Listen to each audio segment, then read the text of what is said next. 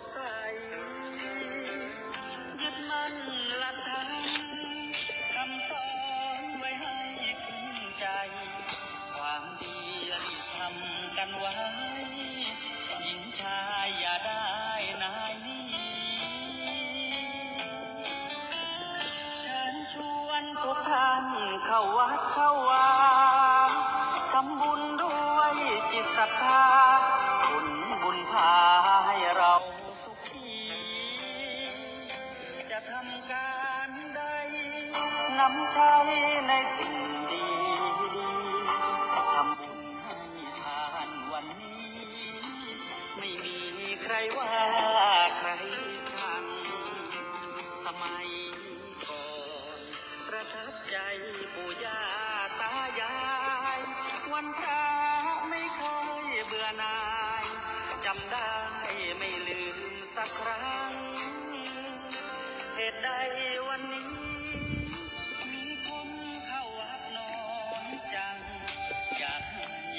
ก่อนอีกครั้งฝากความหวังกับคนรุ่นใหม่เชิญชวนทุกท่านเข้าวัดเข้าวารับศีลรับพรหลวงตาเสริมคุณค่าให้กับจิตใจกระทำความดีเรื่องนี้เป็นหนองคกเป็นเปิ้นห้องว่าคกนี่นะเป็นตังน้ำตีเป็นตังน้ำตีอันเวลาน้ำนานขึ้นก็จะค่อมเข้ามาถึงที่นี่ค่อมเข้ามาถึงที่นี่หนองคกติดอยู่สุสานป่าจ้าบ้านนาผาหมู่ที่3แล้วก็บ้านนาผาใหม่ใช่ป่าจ้าอันเดียวกันบ้านนาผาและนาผาใหม่ค่ำคืนนี้ภาคติป่าจ้าบ้านนาผาบ้านนาผาใหม่เชิญชวนทุกท่านเข้าวัดเข้าวารับศีลรับพรหลวงตาเสริมคุณค่าให้กับจิตใจกระทำความดีเรื่องนี้ไม่ต้องอายใครว่างจากการงานเมื่อใดเชิญชวนท่านไปทำบุญกระทำความดีเรื่องนี้ไม่ต้องอายใครฝากเพลงเชิญชวนหญิงชายอย่าอายเรื่องการทำบุญ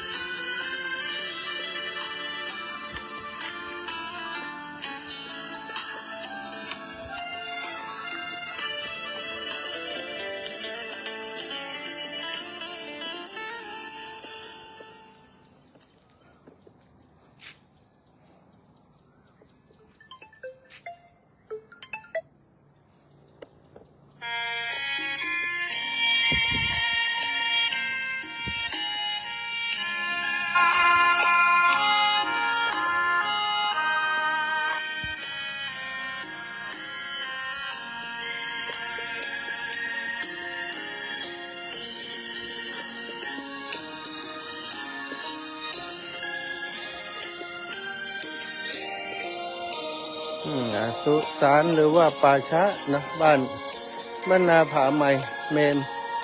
บ้านนาผาใหม่อันนี้เมนใหม่แต่ว่าใจเมื่อละบ้านนาผาใหม่อันนี้ก็เมนหลังเก่า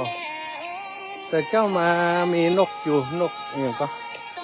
นกตัวอย่างนกเก้านี่นกแสกอาศัยอยู่ที่ตั้งบนนี่อันนี้ก็เป็นเมนตัวเก่านี่ศาลาหลังศาลาบำเพ็ญบุญ2หลังใหญ่เนาะแล้วก็ศาลาตั้งเพศก็พระสงฆ์สวดอยู่ตั้งเพศอยู่ห่างกันหน่อย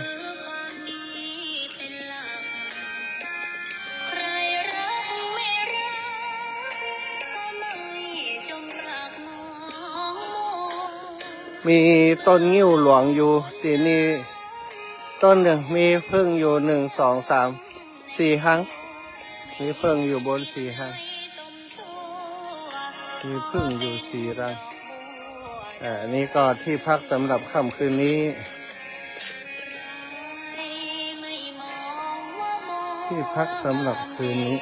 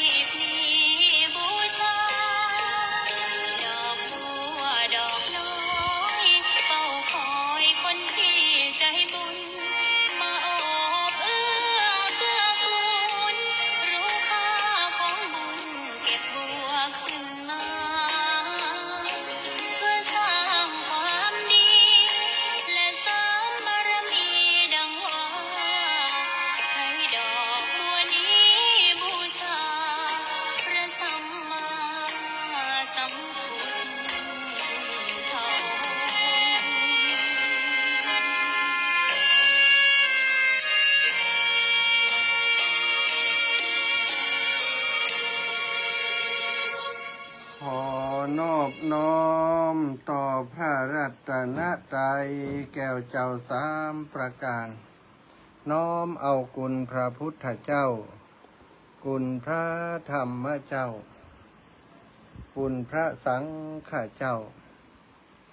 คุณพระอรหันตเจ้าอริยสงฆ์เจ้าจุตนจุองค์ได้เมตตาแผ่ปรมีมาเป็นนวโลกุตรธรรมปกเก่าเกษาปกห่มรักษาครูบาอาจารย์พระมหาเถระพระเถรานุเถระเพื่อนสหธรรมิกสหพรหมจารีทุกรูปทุกองค์ปกห่มรักษาศรัทธาสาธุชนคนดีเท่าแก่อีพ่ออีแม่ตั้งหลายทุกท่านทุกคนติดตามรับฟังรายการสารธรรมยามค่ำนะตั้งสถานีวิทยุเพื่อการศึกษาวิทยาลัยสงฆ์นครลำปางซึ่งออกอากาศจากวัดบุญญาวาสวิหารพระอารามหลวงโดยเมตตาปรมีของครูบาอาจารย์หลวงพ่อท่านพระครูอนุศาสตร์วรธรรมเจ้าคณะอำเภอเมืองลำปางสมปานเจ้าอาวาสวัดบุญญาวาสวิหารสถานที่ตั้งของสถานีวิทยุเพื่อการศึกษาวิทยาลัยสงฆ์นครลำปางเอื้อเฟื้อสถานที่ตั้งสถานีแล้วก็ครูบาอาจารย์ที่เป็นผู้บริหารสถานีวิทยุนะตลอดถึง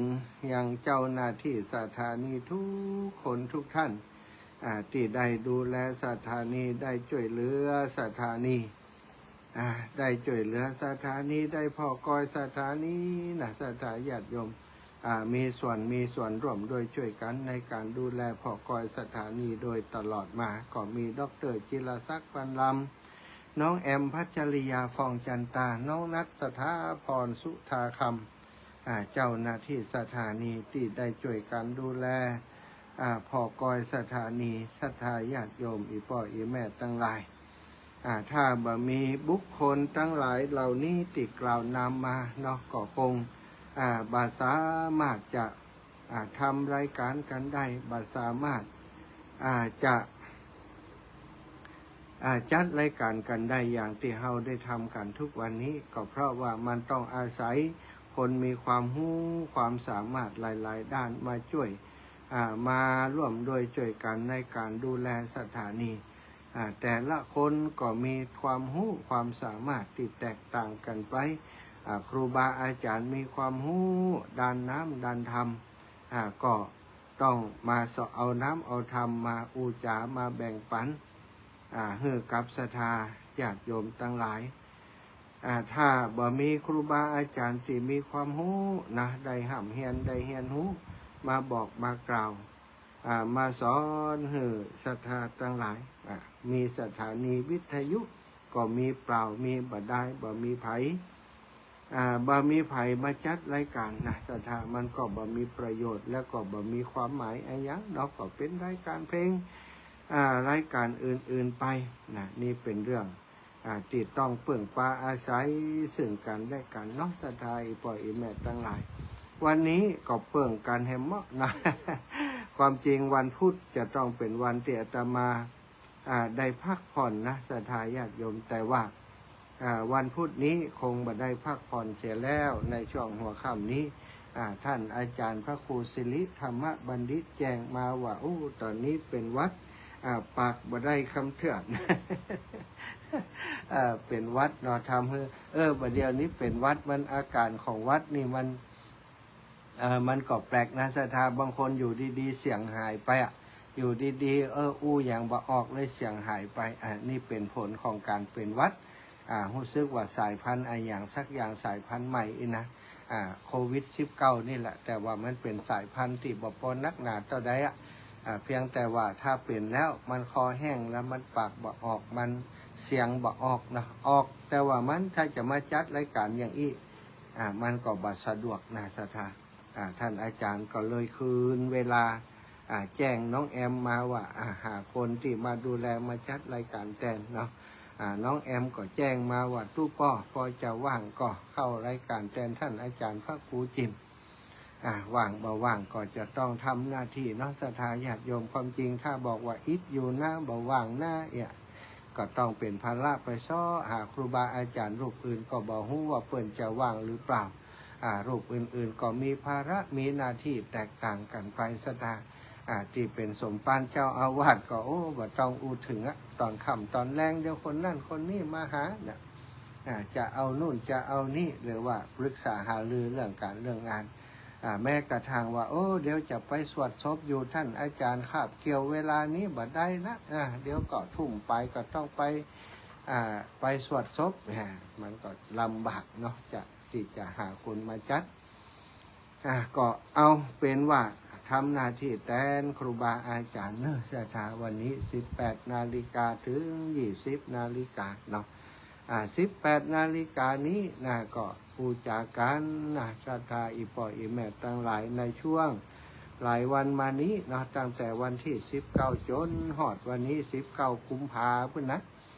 จนฮอดวันนี้นี่อาตมาภาพก็ได้เดินธุดงค์ธรรมยตราเพื่อการศึกษาได้เดินทางมาที่จังหวัดน่านเนาะจากพะเยาจากลำปางมาพะเยาแล้วก็เข้ามาเมืองน่านมาเมืองน่านก็แสวงบุญอยู่เมืองน่านก็ได้เดินไปหลายพื้นที่บางพื้นที่ก็มีแฟนรายการที่ฟังรายการอยู่มีศรัทธาญาติโยมที่คอยอยากจะพบปะอยู่บางพื้นที่ก็บ่มีภัยหู้จักกับไปพบปะกับคนใหม่ๆที่เกี่ยวกับเรื่องของการจัดการศึกการจัดรายการแต่ประการใดก็มีอันนี้ก็แล้วแต่ละวันเนาะศรัทธาพ่ออีแม่ทั้งหลายก็เป็นสิ่งที่ทำแล้วมีความสุขศรัทธาทำกิจกรรมอย่างนี้ได้เดินได้ออกกำลังกายก็ปอมอกเนาะที่สำคัญก็คือได้ทำกิจกรรมเพื่อประโยชน์ของการศึกษาของลูกหลานที่โรงเรียนขนาดเล็ก โรงเรียนบ้านทุ่งโป่งในชุมชนบ้านเกิดของอาตมาซึ่งมีปัญหาครูบ่พอครูมีน้อยแล้วก็ต้องหาครูมาเพิ่มมาช่วยเหลือโรงเรียนถ้าบ่อ่านละอ่อนก็ลำบากการเรียนการสอนละอ่อนจะต้องมีครูพร้อมก็ได้ช่วยโรงเรียนมาหลายปีแล้วได้ทำโครงการนี้ได้เดินธุดงค์เรียกว่าเป็นการธุดงค์ธรรมยาตราธรรมยาตราก็เดินยาตรานี่แปลว่าเดินด้วยธรรมะเดินด้วยหัวใจที่จากจะช่วยเหลือโรงเรียนโดยความเสียสละเพื่อจะช่วยโรงเรียนซึ่งโครงการนี้ก็ได้รับความสนใจได้รับความสนใจจากถึงพระสงฆ์องค์สังฆเจ้าศรัทธาญาติโยมแฟนรายการหลายคนหลายท่านก็รอว่าอาตมาจะกลับไปลำปางเมื่อใดจะไปร่วมให้ร่วมห้องจะเอาปัจจัยไปมอบให้ไปถวายและเพื่อจะให้อาจารย์นำส่งนำไปมอบเพื่อโรงเรียนต่อไปนี่ก็แจ้งว่าจะไปวันที่12เนอะวันที่12เดือนเมษาไปถึงที่ลำปางก็ตอนบ่าย12เนาะ12เมษา12เมษาตอนบ่ายจะอยู่ที่ลำปางเนาะจะอยู่ที่ลำปาง13ก็จะไปที่วัดทุ่งตองแล้วก็จะไปที่โรงเรียนทุ่งโป่งจากนั้นก็ไปกราบพระอุปชฌาย์ที่วัดดงหนังคีรีชัยจากนั้นก็จะสดไปเวียงป่าเป่าไปกราบหลวงปู่ดอยกาลวะปีใหม่แล้ววันที่13จะนอนที่เวียงป่าเป่าหรือว่าแม่สวยนะวันที่14จะเดินทางจากแม่สวยเข้าไปยังอำเภอฝางตังบ่อน้ำมันไปตังบ้านปางป้อยไปตังบ่อน้ำมันสถานอันนี้ก็เป็นแพลนที่ทำไว้ในช่วงของเดือนเมษาวันที่12 13 14เมษาจนถึงพุ่นเนาะแล้วปีใหม่สงกรานต์ก็ยังจะเดินธุดงค์อยู่แถวอำเภอชัยประการอำเภอฝางและก็อำเภอแม่อายซึ่งก็มีแฟนรายการที่ฟังรายการอยู่เยอะเหมือนกันแถวนู้นเคยเดินไปแล้วแต่เป็นการเดินผ่านระหว่างจังหวัดจังหวัดลำปางไปจังหวัดเชียงใหม่ผ่านอำเภอนั้นผ่านอำเภอนี้ไปตามถนนใหญ่บัดได้เดินลงไปในพื้นที่ติหมู่บ้านติชุมชนติสถาอยู่แต่เที่ยวนี้จะเดินไปแบบนั้นไปหมู่บ้านไปชุมชนที่มีแฟนรายการอยู่จะได้พบปะจะได้อูจาจะได้หันหน้าหันตากันไปพักป่าจ้าไปจัดรายการที่ในหมู่บ้านชุมชนของศรัทธาญาติโยมของเนาะศรัทธาญาติโยมวันนี้พบปะกันแล้วก็จะเอาธรรมะเอาสิ่งละอันเอาสิ่งละอันพันละน้อยมาแบ่งปันมามาจากมาสนทนาครับศรัทธาญาติโยมเนาะความจริงวันก่อนก็ได้ไปเนาะคนเฮาเนี่ยที่มีชีวิตอยู่ทุกวันนี้เฮามีชีวิตอยู่โดยอนุภาพของสองสิ่งด้วยกันอนุภาพหรือว่าอำนาจของสองสิ่งที่ทำให้ทุกคนได้มีชีวิตอยู่สองสิ่งที่รักษาเฮาศรัทธาเรียกว่าสองสิ่งที่รักษาชีวิตของทุกๆคนไว้นั่นก็คือ1บุญรักษาที่รักษาชีวิตของเรามีชีวิตอยู่ด้วยบุญรักษาแล้วก็อีกอย่างหนึ่งมีชีวิตอยู่ด้วยบาปรักษาศรัทธาอันหนึ่งมีคนดีรักษาอันหนึ่งมีคนชั่วรักษาศรัทธาก็ลองคิดเอาก่อนแล้วกันเนาะมีคนดีรักษามีบุญรักษานี่จะเป็นอย่างไรคนที่มีบุญรักษาศรัทธาก็มีชีวิตที่มีความสุขมีความราบรื่นบาดเดือดเนื้อร้อนใจในเรื่องอะไรต่างๆเพราะบุญก็คือคุณงามความดีนั้นรักษาอยู่บนมีชีวิตอยู่อย่างสุขสบายศรัทธาเปิ่นกินก็ได้กินเปิ่นย่องก็ได้ย่องเปิ่นต้านก็ได้ตานลูกหลานก็ได้ห่ำได้เฮียนทรัพย์สินสลิงค้านก็มีแต่เพิ่มพูนหิก็ปันมาหาก็ปันได้สามารถใช้จ่ายเตตานได้ตามสะดวกที่อยากจะที่อยากจะทำลักษณะเช่นนี้เรียกว่าบุญบุญมารักษาเขาคนที่จะมีบุญมารักษามันก็ต้องทำบุญก่อน ถ้าเขาบัดทำบุญก่อนเหมือนกับเขาบัดได้ฝากเนาะบัดได้เอาสตางค์ฝากธนาคารไว้อีปอยอีแม่จะไปเบิกถึงเวลาจะใช้จะไปเบิกที่ไหนจะไปเอาที่ไหนนะก็ตังมันบัดได้อยู่ในธนาคารนะถ้าหากว่าเขาเอาไปฝากกับธนาคารไว้นะเมื่อเขาไปฝากที่ธนาคารไว้ก็เป็นอันว่าวันหนึ่งวันใดที่เขามีความจำเป็นก็ไปเบิกมาใช้ได้ตามสบายใจตามสะดวกใจแต่ถ้าหากว่าเขาบ่มีบุญบ่ได้สร้างสมบุญมาก่อนถ้าบ่ได้สร้างสมบ่ได้ทำบุญบ่ได้เก็บหอมรอมริบบุญไว้ก็เหมือนเดียวกันที่เฮาบ่มีสตางค์ฝากธนาคารสักบาทบ่มีสตางค์ฝากสักบาทไปถึงเวลามาต้องการเดือดร้อนจะใช้จ่ายสตางค์ไปธนาคารผู้จัดการธนาคารบอกว่าไปไกลๆเลยคุณบ่เคยเปิดบัญชีในธนาคารนี้คุณบ่เคยฝากตังค์ที่ธนาคารนี้คุณจะมาเบิกได้อย่างไรเดี๋ยวจะให้ตำรวจจับเหี่ยวนะสถานถ้าเขาเปรียบบุญคือเงินที่เอาใส่ไว้ในธนาคารคุณงามความดีทุกอย่างทุกประการที่เขาทำเขาฮือตานก็ตามรักษาศีลก็ตามศีล5ประการที่เขาทำอยู่นี่สถานถ้ารักษาโดยบริสุทธิ์โดยสัตย์จริงบ่เลี่ยงศีลบ่ลบศีลสถานญาติโยมบ่ฆ่าสัตว์ก็บ่ฆ่าสัตว์แต่บ่เบียดเบียนสัตว์โดยบ่ลักทรัพย์ไผ่จิตใจที่จะแย่งชิงเอาของคนอื่นบ่มีในตัวเฮาเลยบ่ชอบที่จะไปก็แก้กับลูกเมียคนอื่นก็แก้กับลูกผัวคนอื่นเป็นโดยสันดานเป็นคนที่มีความซื่อสัตย์สุจริตต่อคนในครอบครัวต่อสามีต่อภรรยาของตน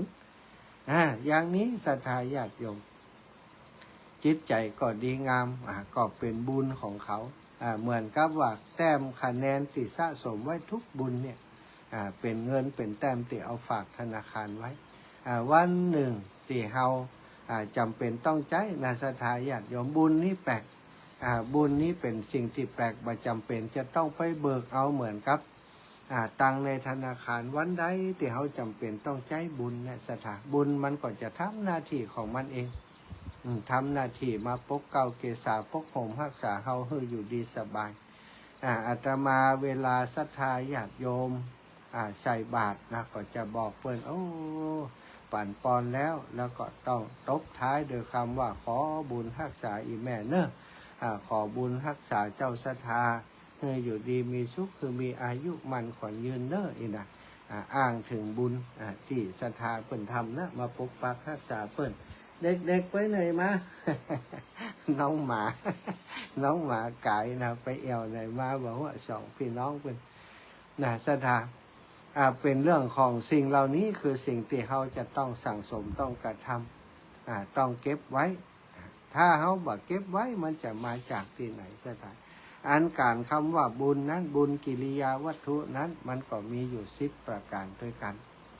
ที่จะเกิดขึ้นนะการฟังน้ำฟังธรรมทุกค่ำทุกแรงทุกเย็นที่เขามาฟังน้ำฟังธรรมกันบุญเกิดจากการฟังธรรมบุญจากการได้ฟังสิ่งดีๆบุญเกิดจากการแสดงธรรมอันนี้ก็เป็นบุญนะอาตมาทำหน้าที่แสดงธรรมเนี่ยสถานก็เชื่อว่าบุญนี้มันจะติดตามช่วยเหลืออาตมาเวลาเดือดเนื้อร้อนใจอย่างก้าเวลาต้องการปัญญา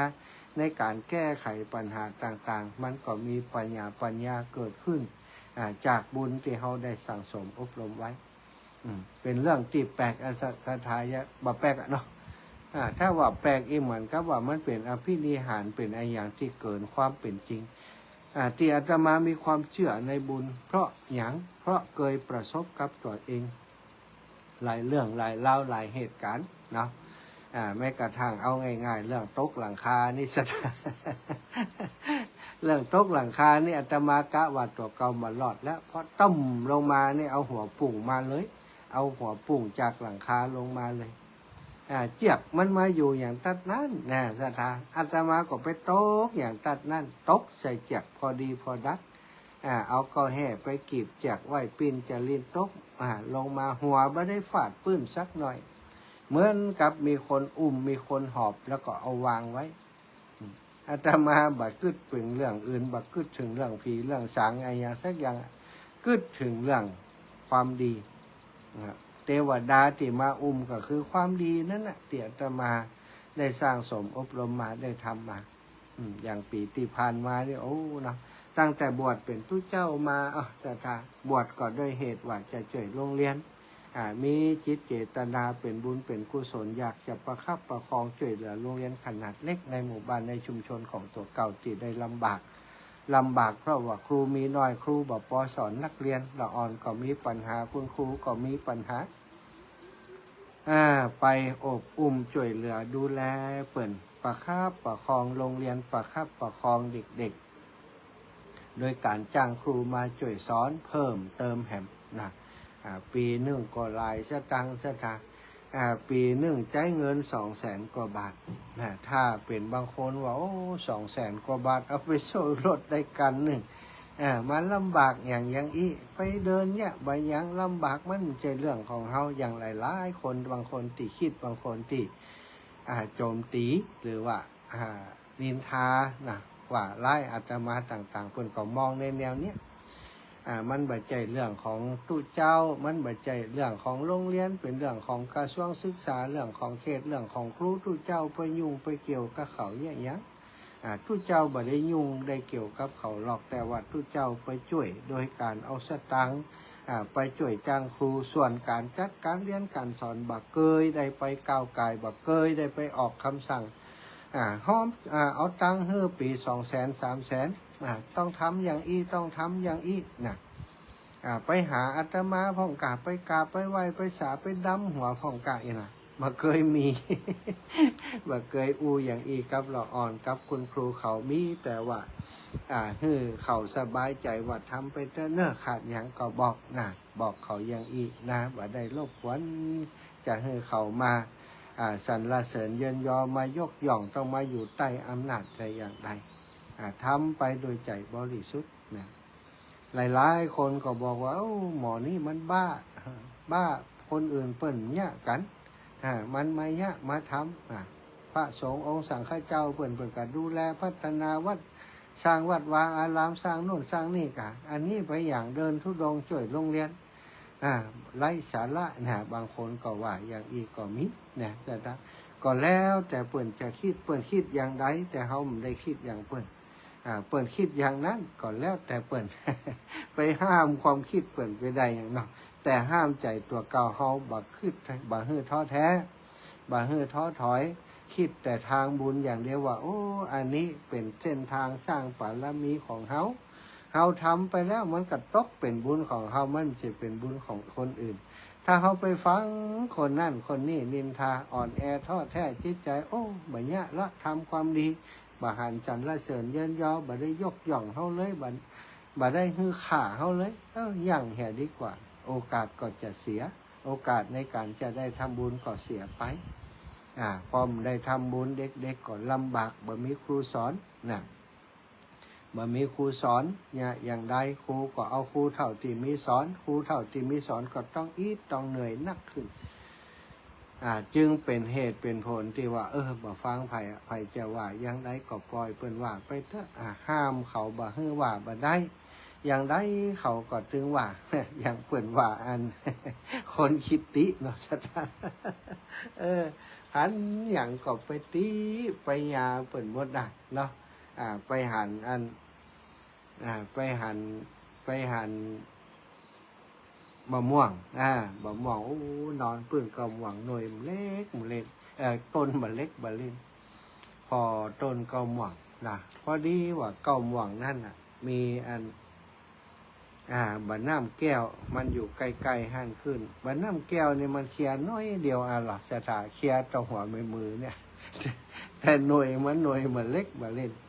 หมอนี่ก็ไปนอนพื้นก็มองหันเหตุการณ์อย่างนี้ก็มาติในใจตำนี้ในใจแล้วก็ว่าออกมาทางปากด้วยต้นเก่าหม่องเก่านี่ต้นแต่ต้นว่าต้นใหญ่บะเล็กบะเล่นหน่วยน้อยเดียวยังเอาหน่วยใหญ่ๆสิกันเดียวกินบ้านถึงจองนี่ยังบัดน้ำอย่างน้ำแก้วนี่ บัดน้ำแก้วเคียน้อยเดียวต่อหัวไม่มือหน่วยต่อหัวนี่วะติอันเก้าหม่วงติหน่วยหม่วงอยู่นอนพอเก้าหม่วงปัดโทษสถาญาติโยมหน่วยหม่วงหน่วยน้อยๆนะกันเนาะแมงมันกินลุดควันมันเหี่ยวมันเฮี้ยงตกลงมามันสูงน่ะเก้าหม่วงมันสูงเก้าหม่วงปลามันสูงเป็นวิววิววิววิวโบ๊ะตกมาทัดปากเขี้ยวดีกับฮักกะสถานกำลังอ้าปากอยู่โอ้พอเอามือยุบปากพอเลือดไหลเพราะว่าปากแตกเนาะปากแตกต้นมะม่วงปิดปากแตกหันอย่างนั้นสถานมันก็กึดได้ว่าโอ้โททาเก่าหม่องเก่านี่หน่วยต่อมฟักแก้วนี่เฮาดีตายต้นเก่าหม่องตบปากสถานโอ้กันนึกว่ามันจะย่างสถานเดินทางกลับไปบ้านโอ้ผ่านนาวัดไหวพระชกรรมวันนี้จบพอดีวะไปนอนเก่าปืนเก่ามองกระตกใส่ปากไปไหวพระสะเดาะเคาะชกรรมล้ออีหรอมันเคยเข้าวัดกับแจมเคยเข้าวิหารกับแจมเอาเปิดวิหารเข้าไปวิหารมันเย็นเราชะตาเข้าไปในวิหารหันพระเจ้าพระเจ้าวัดเฮานี่เป็นว่างามรออีหรอหนังขอแยงพระเจ้ามีปากแดงพิลีงามพระเจ้าวัดปันเฮานี่เป็นว่างามเลยนี่ต้องแสงต้องอย่างอีเหมาะแต่กลับไปแล้วลุกขึ้นมาพอจะออกไปหันไหวมาพอแหมกรรมงามจะได้ก็ตามปากก่อมได้วะ ติพระเจ้าว่าปากได้อยู่นี่เนาะคนเฮามันจะหาเรื่องมันก็มีไปสปะเรื่องเหมือนกันเนี่ยอย่างเนี้ยในกรณีนี้สถาญาติโยมปากมันบาอยู่คนที่ปากบาอยู่เขาจะปากว่าเฮาอย่างไรเฮาเป็นไปตามนั้นก็มันเสียหายยังเขาว่าเฮาดีเฮาบ่ดีบ่โดยกรรมอูที่เขาว่าถ้าเฮาบ่ดีจากการกระทำของเฮาถึงเขาจะว่าเฮาดีอย่างไรก็ตามหมอดีหมอนั่นดีจิตใจอย่างอันอย่างอีแต่เฮาจริงๆแล้วเฮาบ่ใช่เป็นคนดีอย่างอันถึงเขาจะว่าดีอย่างไรก็ตามเฮาก็ไม่ได้ดีตามคำที่เขาว่าหรอกเฮาหู้ดีว่าเฮาดีกรรมดีส่วนคนที่ว่าเฮาเนี่ยมันก็กุ้มกับว่าอันน่ะมันก็ว่าคือบางเตื่อบางคนบอกหู้จักเฮาด้วยซ้ำไปว่าเฮาทำไมถึงเป็นอย่างนี้ทำไมเฮาถึงทำอย่างนี้เปิ่นก็มองในมุมมองของเปิ่นว่าเฮาเหงาเฮาซึงเฮาเซ่อนะ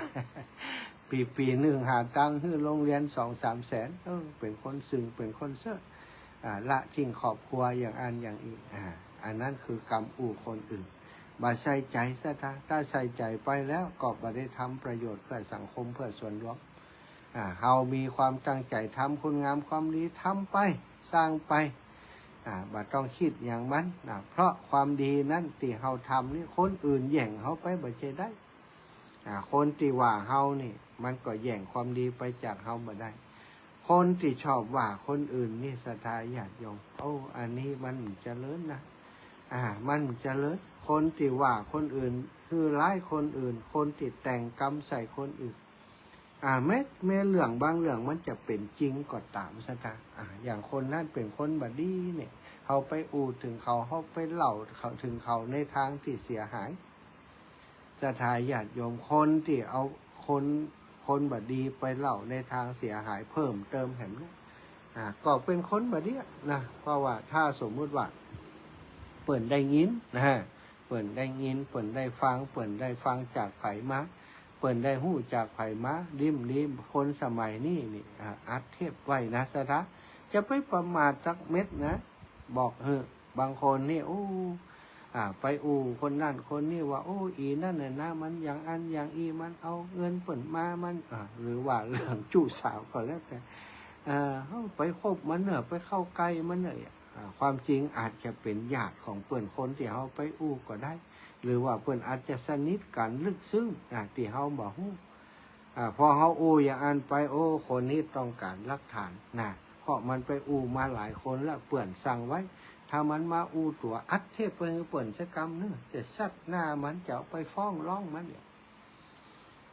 ถึงเวลาที่เขาไปอูอย่างอันแต่มาสถาโอ้เปิ่นอักเทพไว้เปิ่นมีหลักฐานดิ้นบรรลุนะเกิดคดีความถือว่าหมิ่นประมาทเป็นคดีหมิ่นประมาทได้อันนี้ก็คือ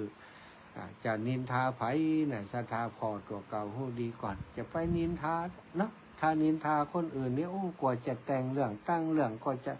ระวังเนี่ยบืนปากอย่างใดก็มีทำหน้าทำตาอย่างใดก็มีนี่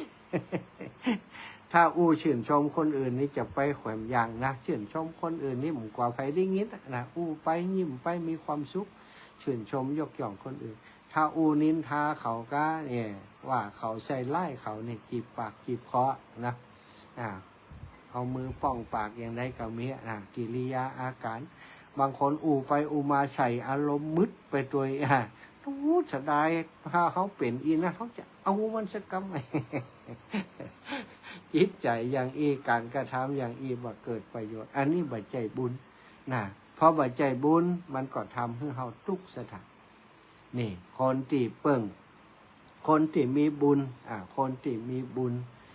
คนที่มีบุญอุบคนที่มีบุญรักษา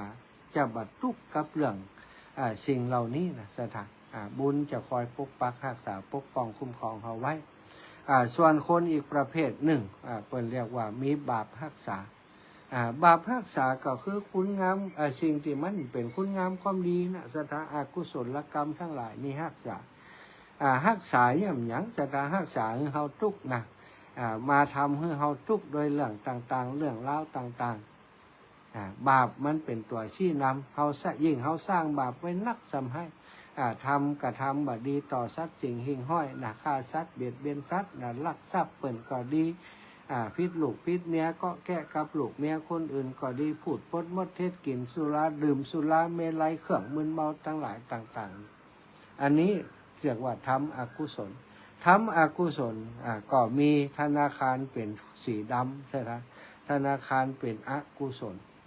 ในที่นี้ก็เหมือนกับคนติดลบเป็นหนี้ธนาคารชีวิตของเฮาถ้าเฮาไปหลงทำความชั่วประพฤติตนเป็นคนชั่วซะถ้าชีวิตเฮามันก็แปดเปื้อนมันก็มัวหมองมันก็มีความทุกข์มันก็มีความทุกข์คนที่มีความทุกข์อยู่เป็นประจำสถาบ่ม่วนกับเปิ้นสักวันนั้นคือคนเรียกว่ามีบาปรักษาบาปมาจากไหนก็บาปมาจากที่เฮาสร้างไว้เฮาทำไว้มันมารักษาเนี่ยอย่างคือมันมาตอบไส้เขามันได้มารักษาเขามีความสุขบาปนี่คือของฮ้อนไผ่สั่งสมบาปนักก็เหมือนกับกำทานไฟไว้ติ๊กนะกำทานไฟไว้นักเข้ามันก็ไหม้เขาไหม้ตัวไหม้ตนไหม้จิตไหม้ใจของเขาทำให้ชีวิตเขาบ่มีความสุขในแต่ละวันนี่ศรัทธาก็ต้องเลือกเอาจะเอาบุญรักษาหรือว่าจะเอาบาปรักษาคนที่เอาบุญรักษาก็มันสั่งสมบุญถ้าต้องการให้มีบุญรักษาก็มันให้ทานมันรักษาศีลทำให้เป็นประจำบ่ต้องให้ไผมาบังคับบ่ต้องมาให้ไผมาครอบงำเฮาในเรื่องหมู่นี้บุญก็ดีบาปก็ดีนี่เป็นของเฉพาะตัวศรัทธาบ่มีไผแย่งไผได้บ่มีไผแก้ไขให้ไผได้ทำบาปแล้วจะให้คนนั้นคนนี้มาแก้มาไถ่มาถอนมาคัดมาเก๋ามาทำให้เขาปลอดภัยนั้นเป็นไปบ่ได้ต้องทำด้วยตัวเองหลายๆคนบ่ฮู้สัจธรรมในข้อนี้ไปหลงทำบาปโดยความคึกขนองโดยความประมาทหรือว่าด้วยความที่อยากร่ำอยากรวยก็แล้วแต่ผลของบาปนั้นมันให้ผลเป็นความทุกข์เราจะเห็นว่าหลายคนที่เป็นเพื่อนพ้องน้องพี่ที่เป็นคนที่เฮาฮู้จักก็มาเล่าให้ฟังโดยความทุกข์นานาประการศรัทธาลองสอบทานเข้าไปเถอะบางคนว่าเฮาไม่เคยอย่างให้ไผเลยทำไมถึงได้ถูกกันแกล้งได้ถูกกระทำอย่างนี้ตลอดเวลามันเป็นเวรเป็นกรรมอย่างของเฮาศรัทธาคืดไปแต่คืดกอยคืดขอดีๆมันตึงมีกาวทำมันจะไปมาหาเฮาได้อย่างไรเนาะ บางทีอาจจะว่าใจกรรมแต่จากนี้นะบางเตื้อบางทีเป็นกรรมแต่จากก่อนต้ยมาตันตีบรรเทาเป็นว่าเจ้ากรรมนายเวรนะสัทธาเจ้ากรรมนายเวรนี่มีจริงนะจะไปว่าบ่มีนะสัทธาโอ้บ่มีอ่ะนะสัทธามีนะเขาทำบัดดีกับสัตว์นะสัตว์ก็จะมาขำขาลาวีเขาทำบัดดีกับคนนะสัทธาวันหนึ่งคนคนที่เขาบัดทำบัดดีกับเขานะก็จะมาขำขาลาวีเขามันจึงมีของมูลนี้สิ่งเหล่านี้นะสัทธาจะไปประมาทจะไปคิดว่ามันบ่มีนะของมูลนี้มีแน่นอนเนาะศรัทธาก็คงจะหันตัวอย่างหลายๆตัวอย่างที่คนทำดีแล้วมันมีผลตอบทันทีทันใดแบบที่ว่าบ่ต้องรอจัดนาจัดนี้แหละเร็วๆนี่แหละวันนี้แหละพรุ่งนี้แหละนะก็มีหลายเรื่องนะในนิทานที่เคยเอามาเล่าอย่างนายที่มันกินลิ้นงัวเป็นประจำนะศรัทธาฆ่างัวตายแล้วปาดเอาลิ้นไว้ตื้มไข่ให้ไผเอามาแกงเอามาปิ้งเอามาต้มเอามาย่างกินเวียนอยู่อย่างหันกินลิ้นงัวอย่างเดียววันหนึ่งมีคนมาซื้อลิ้นงัวไปเหี่ยมาขยันขยอแขกมาหามาบ้านมีอย่างเลี้ยงเปิ่นมาซื้อจิ้นพอดีบ่มีจิ้นขายมีไก่ลิ้นงัวอยู่หันคอเห็นเด้อเอ้าตาฮือ50 บาทแต่ว่าบ่ขายนะไอ้เปิ่นบ่มีอยากกินโอ้เอ้าคือ100เลยหยิบลิ้นไปเลย เปิ่นบ่ขายก็ได้บ่ขายก็ได้หยิบไปบ้านเอาไปปิ้งคือแขกที่มาแอวหาบ้านได้กินได้บริโภคต้อนรับเปิ่นอย่างดีโอ้ไอหมอนั่นอาบน้ำมาพอเมียอยากกินแล้วยังหิวเข้าแล้วเอาอัน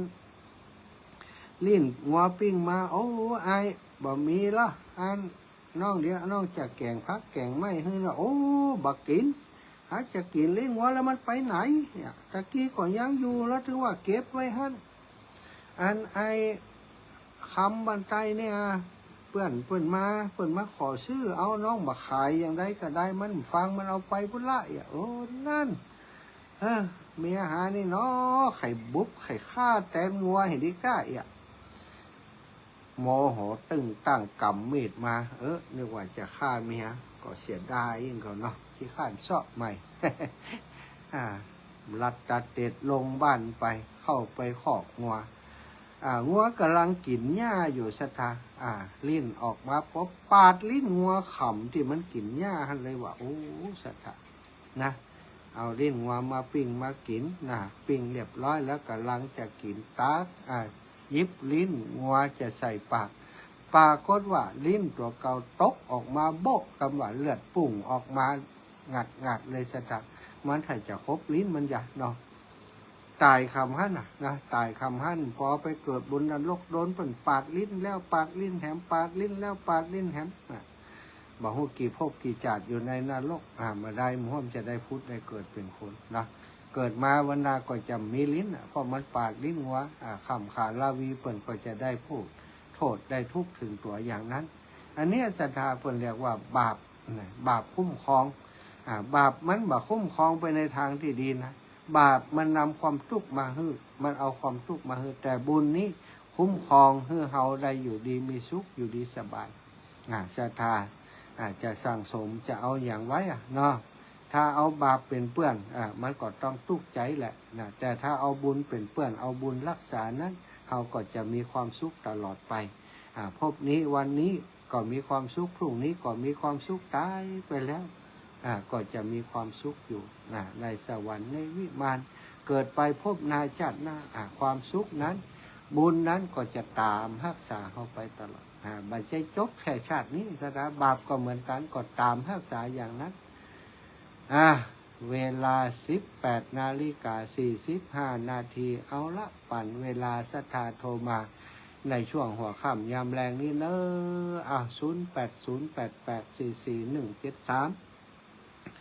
0808844173โทรมากันได้เลยใครอยู่ใกล้โทรเลยครับยิบก่อนเลยโทรก่อนเลย0808844173เบอร์อื่นห้ามโทรเบอร์นี้ได้เบอร์เดียวใครจะโชคดีถูกรางวัลที่1โทรมาสายแรก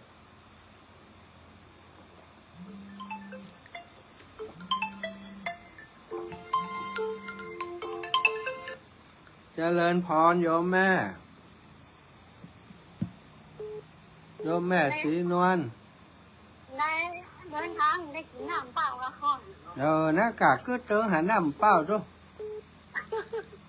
แต่เจ้าเปิดเอาน้ำเป้ามาถวาย2 แก้ว ทุเจ้ามี3 ตน แม่นึกจะว่าแม่นึกเขาไปได้กินแต่อันนี้ ฮะ วันนี้ได้กินได้กะ แม่นึกว่าใส่ถุงเอาน้ำเปล่าถวาย โยมแม่สั่งเวียนเอามาถวายน้ำเป้าน้ำหอม แต่ว่าเขากล่อมกินซะครับวันนั้นก่อฉันของเปิ่นกัแล้ววันนี้เลยให้อาจารย์สาธิตครับตุลุงยุทธเนี่ยแม่ไม่ได้ทำหลายวันอ่ะแม่ไม่ได้ทำนะ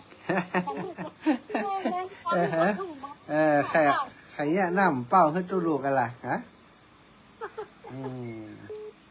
นึกแต่ได้กินแต่หรอก เจ้าแม่นึกแต่ได้กินแต่หรอกเดินทางปลอดภัยสาธุเนอแม่เนอบุญข้าสายแม่เนอเจ้าขอบคุณแม่ศรีนวลวงชมพูบ้านห้องกอกนะสถานต่อไป แม่บัวเย็นจันทบแม่บัวเย็นเจริญปอนแม่เจ้าได้กินน้ำเปล่าเลยนะได้นึกว่าเนี่ยแม่ศรีนวลนึกปุ่น แม่ศรีนวลนึกปุ่นแล้วเพื่อนถวายเพ่วะว่านึกได้กินเลยแหละแต่ว่านี่นึกได้กินน้ำมันอย่างก็น้ำตาลเนี่ยเดี๋ยวถ้ามีอีนะมันเวลาเดินอิดมันจังเกิดถึงน้ำอ้อยกับน้ำตาลเขาไหมเขาน้ำอ้อยติน้ำอ้อยขั้นเนี่ยนะถ้ามันกินแล้วมันชื่นใจนะน้ำตาลสดเองน้ำตาลสดนะสดเย็นๆเนี่ยนะแต่ว่ามันสู้น้ำอ้อยมันได้น้ำอ้อยที่เขาขั้นเนี่ยอร่อยกว่าน้ำตาลสดมันแต่เขากับมันแน่ใจว่ามันเป็นน้ำตาลแต่ก็ปรุงแต่งมาแต่ก็กินล้ำอยู่ถ้ามันใจเย็นอาจารย์สาธิตมันจะในภาคาใช่ไหมคะ17ใด17 เมษายนเนี่ยโอ้เขาเลยหูหอมจี้กับยูด้วยกันได้อู้กันนี้ใช่ไหมแม่ได้ยินพอวิทยุตะวันวันอังคารน่ะแม่กำได้ฟังดีมาออกเปิดออกเจ้าเนี่ยก็เมาเนี่ยกินเมาไปการเดี๋ยวฟังเปิดก่อนถ้าจะได้แม่บอกให้ผมกำเนอะแต่ว่าวันที่16เขาอยู่ฝางเพื่อนให้จะมาหาเปิดก็ต้องตีรถมาน่ะปิกไปแหมไหมรอบ้านในแม่ที่ว่ารอฝ้านะถ้าเป็นกิโลแผ่นท้องนะกิโล500ถ้าเป็นแฟน59เอากิโลเนอะแม่เนอะแม่น้องไปแม่นี่ก็ว่าบอกเขาไปเอากิโลเลยน้องสาวก็เอากิโลเลยเอามาหารกันเขาเอาคนเดียวกิโลหารก็ไม่แม่เดี๋ยวจะบอกคนหารก็แม่เอาคนเดียวกิโลแล้วก็หารก็แม่คนครึ่งตู้เขาคุยนี่แม่เดี๋ยวป้ากันอยู่แต่ตัวจ้าแม่ปัวเย็นจันทบตะกี้ไผ่ตุ๊ดคุณโยมอำนวยฝันคำอ้ายได้ไผ่นี่5714สายที่ไม่ได้รับไม่อยากแก้วตัวนะโทรมาแห่ใหม่5714เชียงใหม่เหรอออกก่อนได้ยินก่อน5714นี่จากไหนนี่เชียงใหม่เป็นยังไงสัญญาณไปถึงเชียงใหม่ไหมคะเนาะ ไม่ค่าตัวเจ้าล่างเป็นกระเทยกันนะค่าใส่ศรัทธาอีหรอกกับไม่ยิงแต่ก็เจริญพรค่ะอีหรอกเนาะมันเป็นอย่างก้าเนาะตัวมันได้เนาะมันใจเป็น08088441735174ตะกี้ไผ่โทรมาข้างสายบัตรตันได้ครับเนาะก็วันที่17 เมษายนแหละแต่ว่าวันที่16ไปพูดนะสถาญาติโยมวันที่13นะวันที่13วัดศรีหมดเก้ารอหูปเหมือนหลวงปู่รอหูปเหมือนหลวงปู่พระราชธรรมาลังการแผ่นทองถ้าเป็นกิโลนะแผ่นทองกิโลละ500เอาเป็นกิโลกับ500เนาะง่ายดิเอาเป็นกิโลก็ได้1 กิโลไผ่จะหอมแต่อาตมาพังแต่เนอะเดี๋ยวก่อนใกล้เมษาพุ่นก่อนช่วงนี้มีรายการรายงานเดี๋ยวก็แล้วอันนั้นเอาอันนั้นให้เหมาะ นะคนแห่ว่าก็แห่ว่าอยู่ท่าน ลบผ่องลบค้อนผ่องหลานสถาเอาขอบคุณสถาญาติโยมติดโทรมาก็ดีติดฟังจากทางไลฟ์สดก็ดีเนาะโอ้ไอประดิษฐ์ได้ช่างประดิษฐ์ตั้งตรง บ้านหลวงเมืองปานรักมาพอเหมือนกันขอดูอันจากทางเฟซบุ๊กของโลกอย่างก็จากทางไลน์เนี่ยไลน์ทางเฟซบุ๊กนะอำนวยฟั่นคำอ้ายท่านอำนวยฟั่นคำอ้ายอาจารย์สอนนั้นตอนที่รอสอทอปออีกนะเจริญปอนปีน้องบ้านหนองห้าแม่ได้ยินท่านว่าอยู่ปลาเหี่ยวปลาจ่ายแม่ใจน้อยห้อยหูแม่ใครให้ประเดี๋ยวเนี่ยให้แหน่ม่วนตายสบายมันตายเย็นจะมีไผกวนง่อมใจง่อมเนี่ยแหน่กึดง่อมเอากึดม่วนเอากะกึดสงบเอากะนะสงบดีอีกอะใครให้ยะเนี่ยใครให้แม่เป็นผู้ให้สบายดีมีอย่างเดือดร้อนเจ้าอยู่หลอดปลอดภัยในลูกจะเอาบุญให้ผลถึงวันกะเนาะแม่กิ่งสบายดีพี่น้องหมู่เฮาสบายดีเจ้าสบายดีเจ้าแม่อยากกิ่งกิ่งแก้วมณีเนตรเจริญปอนแม่ทองสุขหายไปเหมือนนะเกลียดยังกันนี่ฮะฟังอยู่ทุกวันนะเจ้าฟังอยู่แต่ไม่โทรฟังอยู่แต่ไม่โทรที่นี่อยู่ไหนอยู่ป่าจ้าบ้านนาผาไม้บ้านผาไม้หมู่3ครับหมู่7อยู่ป่าจ้าเปิ้นนี่ลมเย็นสบายอีแม่พอตีอันเปิ่นไปที่ไหนตู้เจ้า3-4 ตนกันนะค่ะอาจารย์เจ้านี่ตนเดียวเป็กเล็กกินดูกามีไผตัวจ้าฟังอยู่ถึงวันเจ้าแม่จ่ายหรอแม่จ่ายบัดโทรแม่จ่ายโทรไลน์อย่างเดียวแม่จ่ายสบายดีก่อนบ้านกันก่อนสบายดีล่ะเจ้าดีแล้วเนาะสบายดีเจ้าขอบคุณแม่เนอะเจ้าฟังอยู่ถึงวันนะเจ้าเขาได้ยินเสียงอาจารย์ตอน4 ทุ่มด้วยอาจารย์หน่วยสาธุเจริญพรพักละเขาแก่เหลี่ยมมดละกาไม่ใช่พระอาจารย์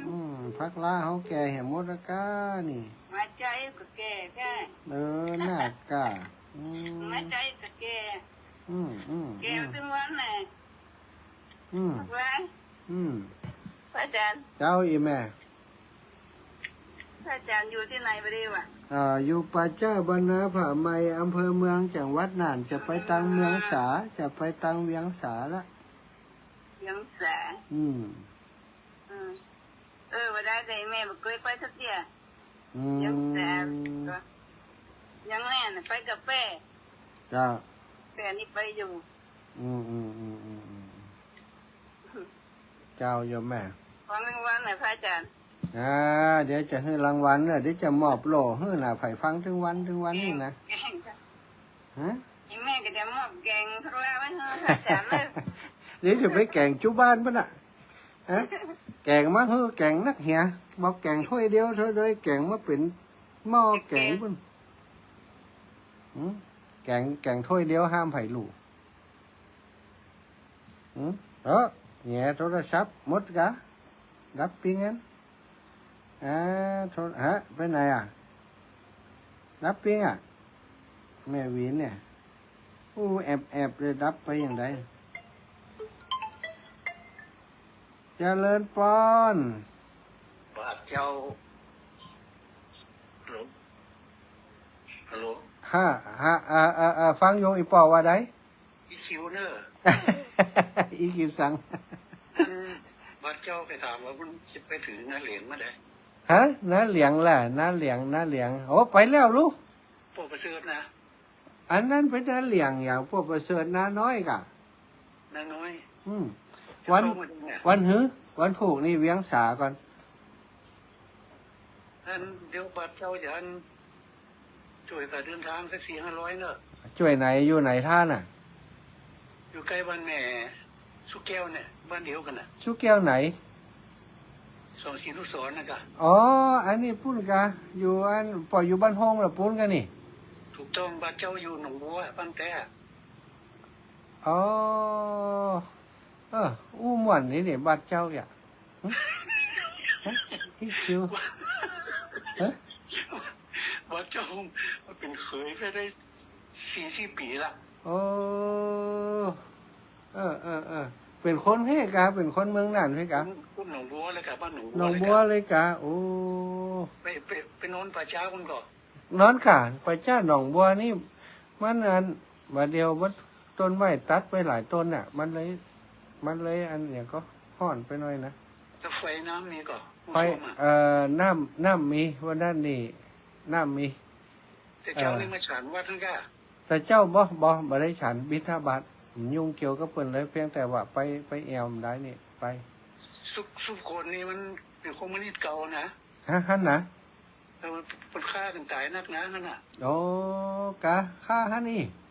แต่คืนกับไปเตียนเขายิงกันทหารนะกะเตียนบ่อนร้อยน่ะ ดอยนักนะเนาะ ดอยนัก ลูกวัดลุกไปประมาณ15 โลอ่ะ อ๋อเป็นคนเพศกันนี่อีคิวซังนี่ฮะ ครับ อีคิวซังนี่มันธรรมดานี่คนเก่งนี่ฮะ เดี๋ยวไปบ้านแม่ชุกแก้วไปหาเขากำเนิดเขาไปหาอีคิวซังฮะ จะได้เดี๋ยวพี่วันวัดวันพูดพิเศษเดี๋ยวก็โทรหาเนาะ ได้กาด เดี๋ยวเรียนบัญชีนะ เอาเดี๋ยวนี้ก็ได้เราจดก่อน เดี๋ยวเนอะ มีปากกาก็มี มีค่ะเดี๋ยว มีจดเลย อีคิว อีคิวซังมาแล้ว เรียนน้อยเจ้าพระ มันเพลงมันไหวจะได้ก็เพลงมันหมดนี่นะ ว่ามาเถอะเจ้า 5363 5363 095 095 491 49เอว 491อู้ยังเหมือนไผฮะอี อุ้ย คิว ยัง ซั ไม่ ง รู้ ใส่จอนกันเล่นให้เรา เดี๋ยวกดตำเอวอ่ะเนาะอ้าวขอบคุณเนอะโทรมามันเนอะอีคิวซัง 095 491เนาะ ธนาคารกรุงไทยพระสมชาติ ครับบาทเจ้าขอถวายเจ้า สาธุ บาทเจ้า โอ้บาทเจ้าโอ้หม่อนดีฮะเว้ยอันนี้อีคิวซังอ้าวสาธาญาติโยมตอนนี้จะพักเด็กสกรรมก่อนเนอะพังโทรมาเดี๋ยวเนอะย่างก่อนปอก่อนเนอะมอย ปอก่อนเนาะย่างสกรรมก่อนกระเดียวก่อยปะกัน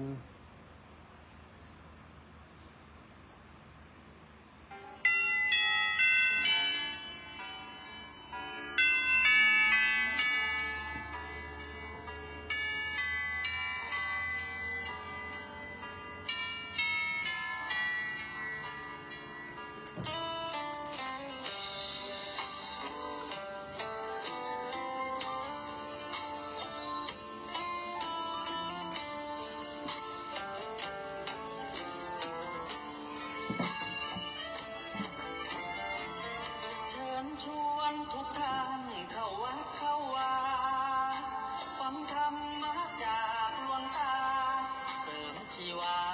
ให้สุขสดใสยึดมั่นหลักธรรมคำสอนไว้ให้ขึ้นใจ ความดีรีบทำกันไว้หญิงชายอย่าได้นายนี้ เชิญชวนทุกท่านเข้าวัดเข้าวาทำบุญด้วยจิตศรัทธาบุญพาให้เราสุขีจะทำการใดน้ำใจในสิ่งดีทำบุญให้ทานวันนี้ ไม่มีใครว่าใครชังสมัยก่อนประทับใจปู่ย่าตายายวันพระไม่เคยเบื่อหน่า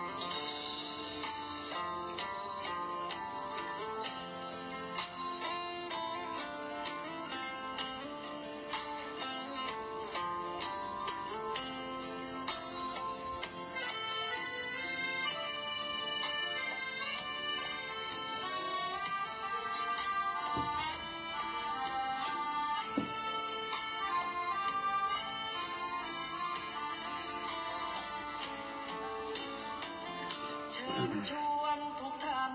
เข้าวัดเข้าวารับศีลรับพรหลวงตาเสริมคุณค่าให้กับจิตใจกระทำความดีเรื่องนี้ไม่ต้องอายใครว่างจากการงานเมื่อใดเชิญชวนท่านไปทำบุญกระทำความดีเรื่องนี้ไม่ต้องอายใคร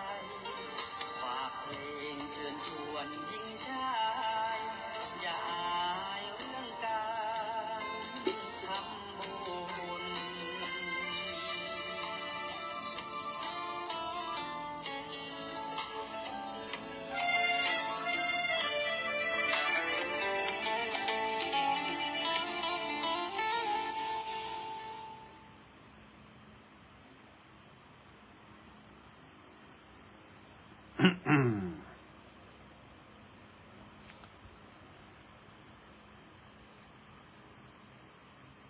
ศรัทธาญาติโยม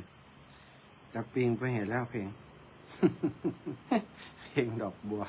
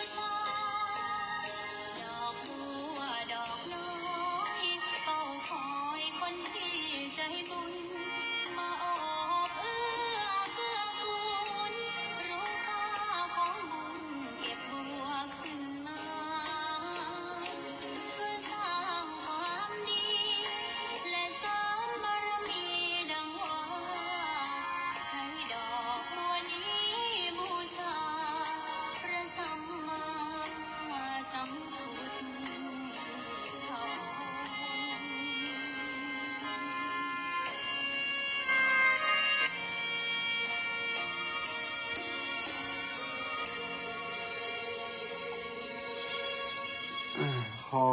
นอบน้อมต่อพระรัตนตรัยแก้วเจ้าสามประการน้อมเอาคุณพระพุทธเจ้าคุณพระธรรมเจ้าคุณพระสังฆเจ้า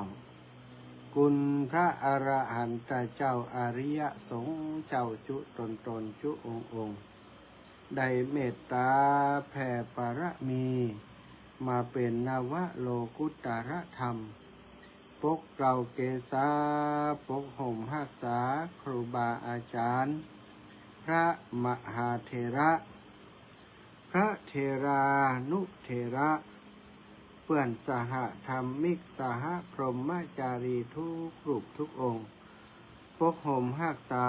ศรัทธาสาธุชนคนดีเท่าแก่อีป่ออีแม่ทั้งหลายทุกท่านทุกคนที่ติดตามรับฟังรายการสาระธรรมยามค่ำนะวันนี้รายการอาตมาจัดรายการแทนครูบาอาจารย์ท่านอาจารย์พระครูสิริธรรมบัณฑิตซึ่งท่านอาจารย์บาสัมหานบาสบายเสียงไม่มีจัดรายการบ่ได้ในวันนี้เนาะก็มาแทนครูบาอาจารย์เนาะศรัทธาญาติโยมตอนนี้นะก็ได้ออกอากาศอยู่ที่จังหวัดลำปางเป็นที่แปลกใจว่าตังเชียงใหม่กาอายังกานั้นอย่างใดจะดับปิง บัดโทรเข้ามาสักกรรมยังบัดแน่ใจว่าตังเชียงใหม่ไปเกาะสัญญาณไปเชื่อมสัญญาณลิงก์สัญญาณจากลำปางหรือไม่หรือว่าเปิ่นจะจัดรายการฮับรายการจากเชียงใหม่ก็ยังบัดแน่ใจเนาะตะกี้ฟังเสียงแล้วบ่มีเชียงใหม่โทรมาเลยมาแล้วตอนนี้เชียงใหม่ฮับแล้ว แต่เชียงใหม่ขึ้นสีขาวตะกี้นี่มีก่ะตะกี้ไอ้อย่างก็น่ะยายพรเดี๋ยวก่อนยายพรตะกี้ก็มีตะกี้มีอันไผ่ก้อแน่อีคิวซังอีคิวซังก็โทรมาจากบ้านโฮงหลับปูนแล้วเนาะยายพรจะโทรมาอย่างเตี้ยเป็นลึกยายพรบัดโทรจ้ะได้ยินแล้วรอหู้แล้วรอบอกแล้วรอว่าเชียงใหม่ออกไปแล้วยายพรนี่ลึกละเดี๋ยวศรัทธาญาติโยมพบปะกันวันนี้เราก็เอาเหมือนเดิมเนอะเพราะว่าก็สัญญาณไปหลายที่หลายแห่งเนาะตังลำปางลำปางถ้าช่วง19 ถึง 20 นาฬิกาที่อาตมาภาพเข้ารายการนั้นก็มักจะปาศรัทธาญาติโยมเปิ่นทำวัดสวดมนต์ทุกครั้งที่อาตมาจัดรายการแทนครูบาอาจารย์ในช่วง19 ถึง 20 นาฬิกาก็ลวดปาศรัทธาญาติโยมสวดมนต์ฉะนั้นวันนี้ก็เหมือนเดิมเนาะพร้อมแล้วก็จะปากันทำวัดสวดมนต์เย็นก่อนเนอะกราบพระพร้อมกันกราบ1พุทโธเมนาโถกราบ2ธัมโมเมนาโถกราบ3สังโฆเมนาโถอิมินาสการเรนะพุทธังอภิปูชยามิอิมินาสการเรนะธัมมังอภิปูชยามิอิมินาสการเรนะสังฆังอภิปูชยามิอระหังสัมมาสัมพุทโธภะคะวาพุทธังภะคะวันตังอภิวาเทมิกราสวากขาโตภะคะวะตาธัมโมธัมมังนะมัสสามิกราสุปฏิปันโนภะคะวะโตสาวกสังโฆสังฆังนะมามิกรา นะโมตัสสะภะคะวะโตอะระหะโตสัมมาสัมพุทธัสสะนะโมตัสสะภะคะวะโตอะระหะโตสัมมาสัมพุทธัสสะนะโมตัสสะภะคะวะโตอะระหะโตสัมมาสัมพุทธัสสะ พุทธังสารานังกัจฉามิธัมมังสารานังกัจฉามิสังฆังสารานังกัจฉามิ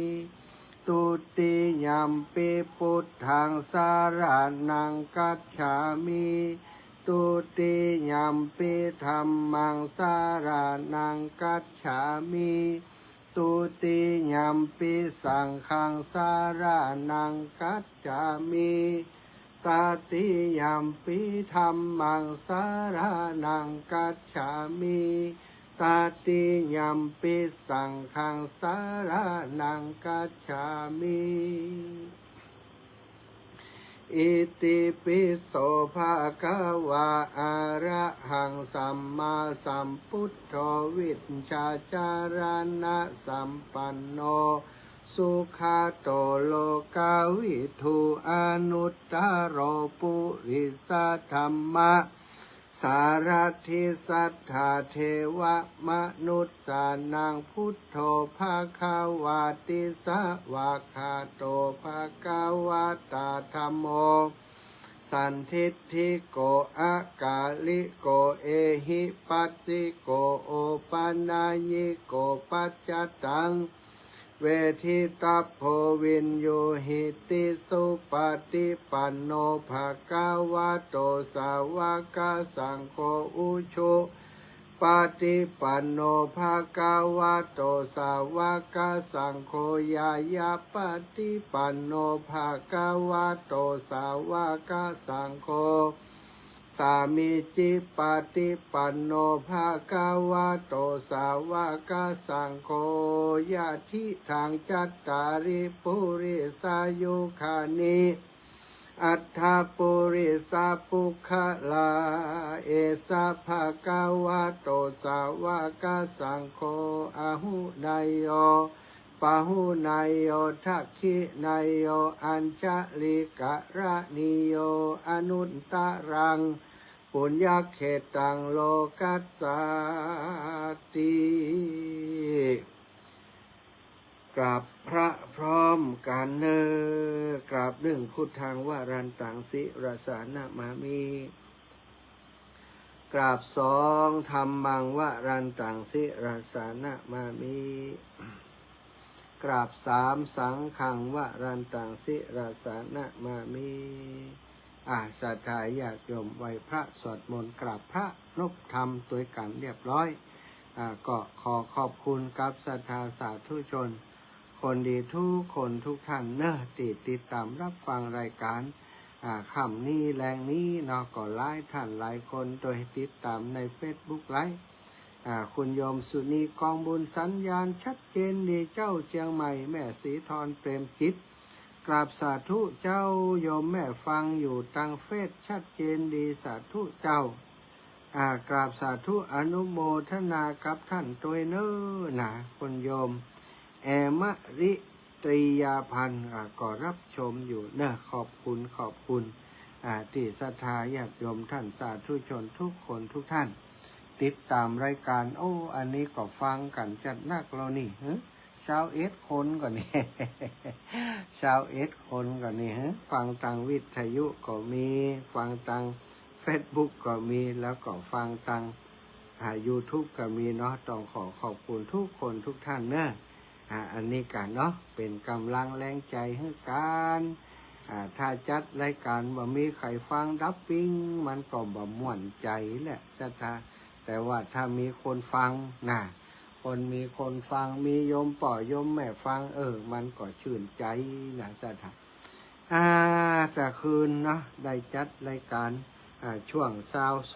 20 นาฬิกาถึง22 นาฬิกาจัดรายการไปแล้วมีคนโยมท่านหนึ่งได้โทรมาหา ท่านอาจารย์เต้าข้อคิด7 ข้อ 7 วิธีคิดนะที่ทำให้ชีวิตน่าอยู่ในวันนี้นี่เข้าท่าดีแต่อีแม่จำมาได้ โอ้ก็ยังมาจำอ่ะเฮ้ยอีแม่จำมาได้อาจารย์ฟังแล้วมันเข้าใจแต่มันมาจำอ่ะเนี่ยยังได้จดเธอแม่กำลังจะเอาไปสอนเขาแค่เขเขาจดเธอนะก็เลยบอกเป็นข้อจดกำข้อศรัทธาก็เข้าท่าดีพอศรัทธาญาติโยมโทรมาอย่างอันก็ถึงได้คิดว่าบางข้อคิดบางสิ่งบางอย่างนี่เรื่องใกล้ตัวเนี่ยเนาะบางเตื่อคนเฮานี่มันก็บ่ได้ระลึกถึงหรือว่าบ่ได้นึกถึงเรื่องนี้บ่ได้ใส่ใจบ่ได้สนใจเรื่องนี้นะมันก็เลยเหมือนกับว่า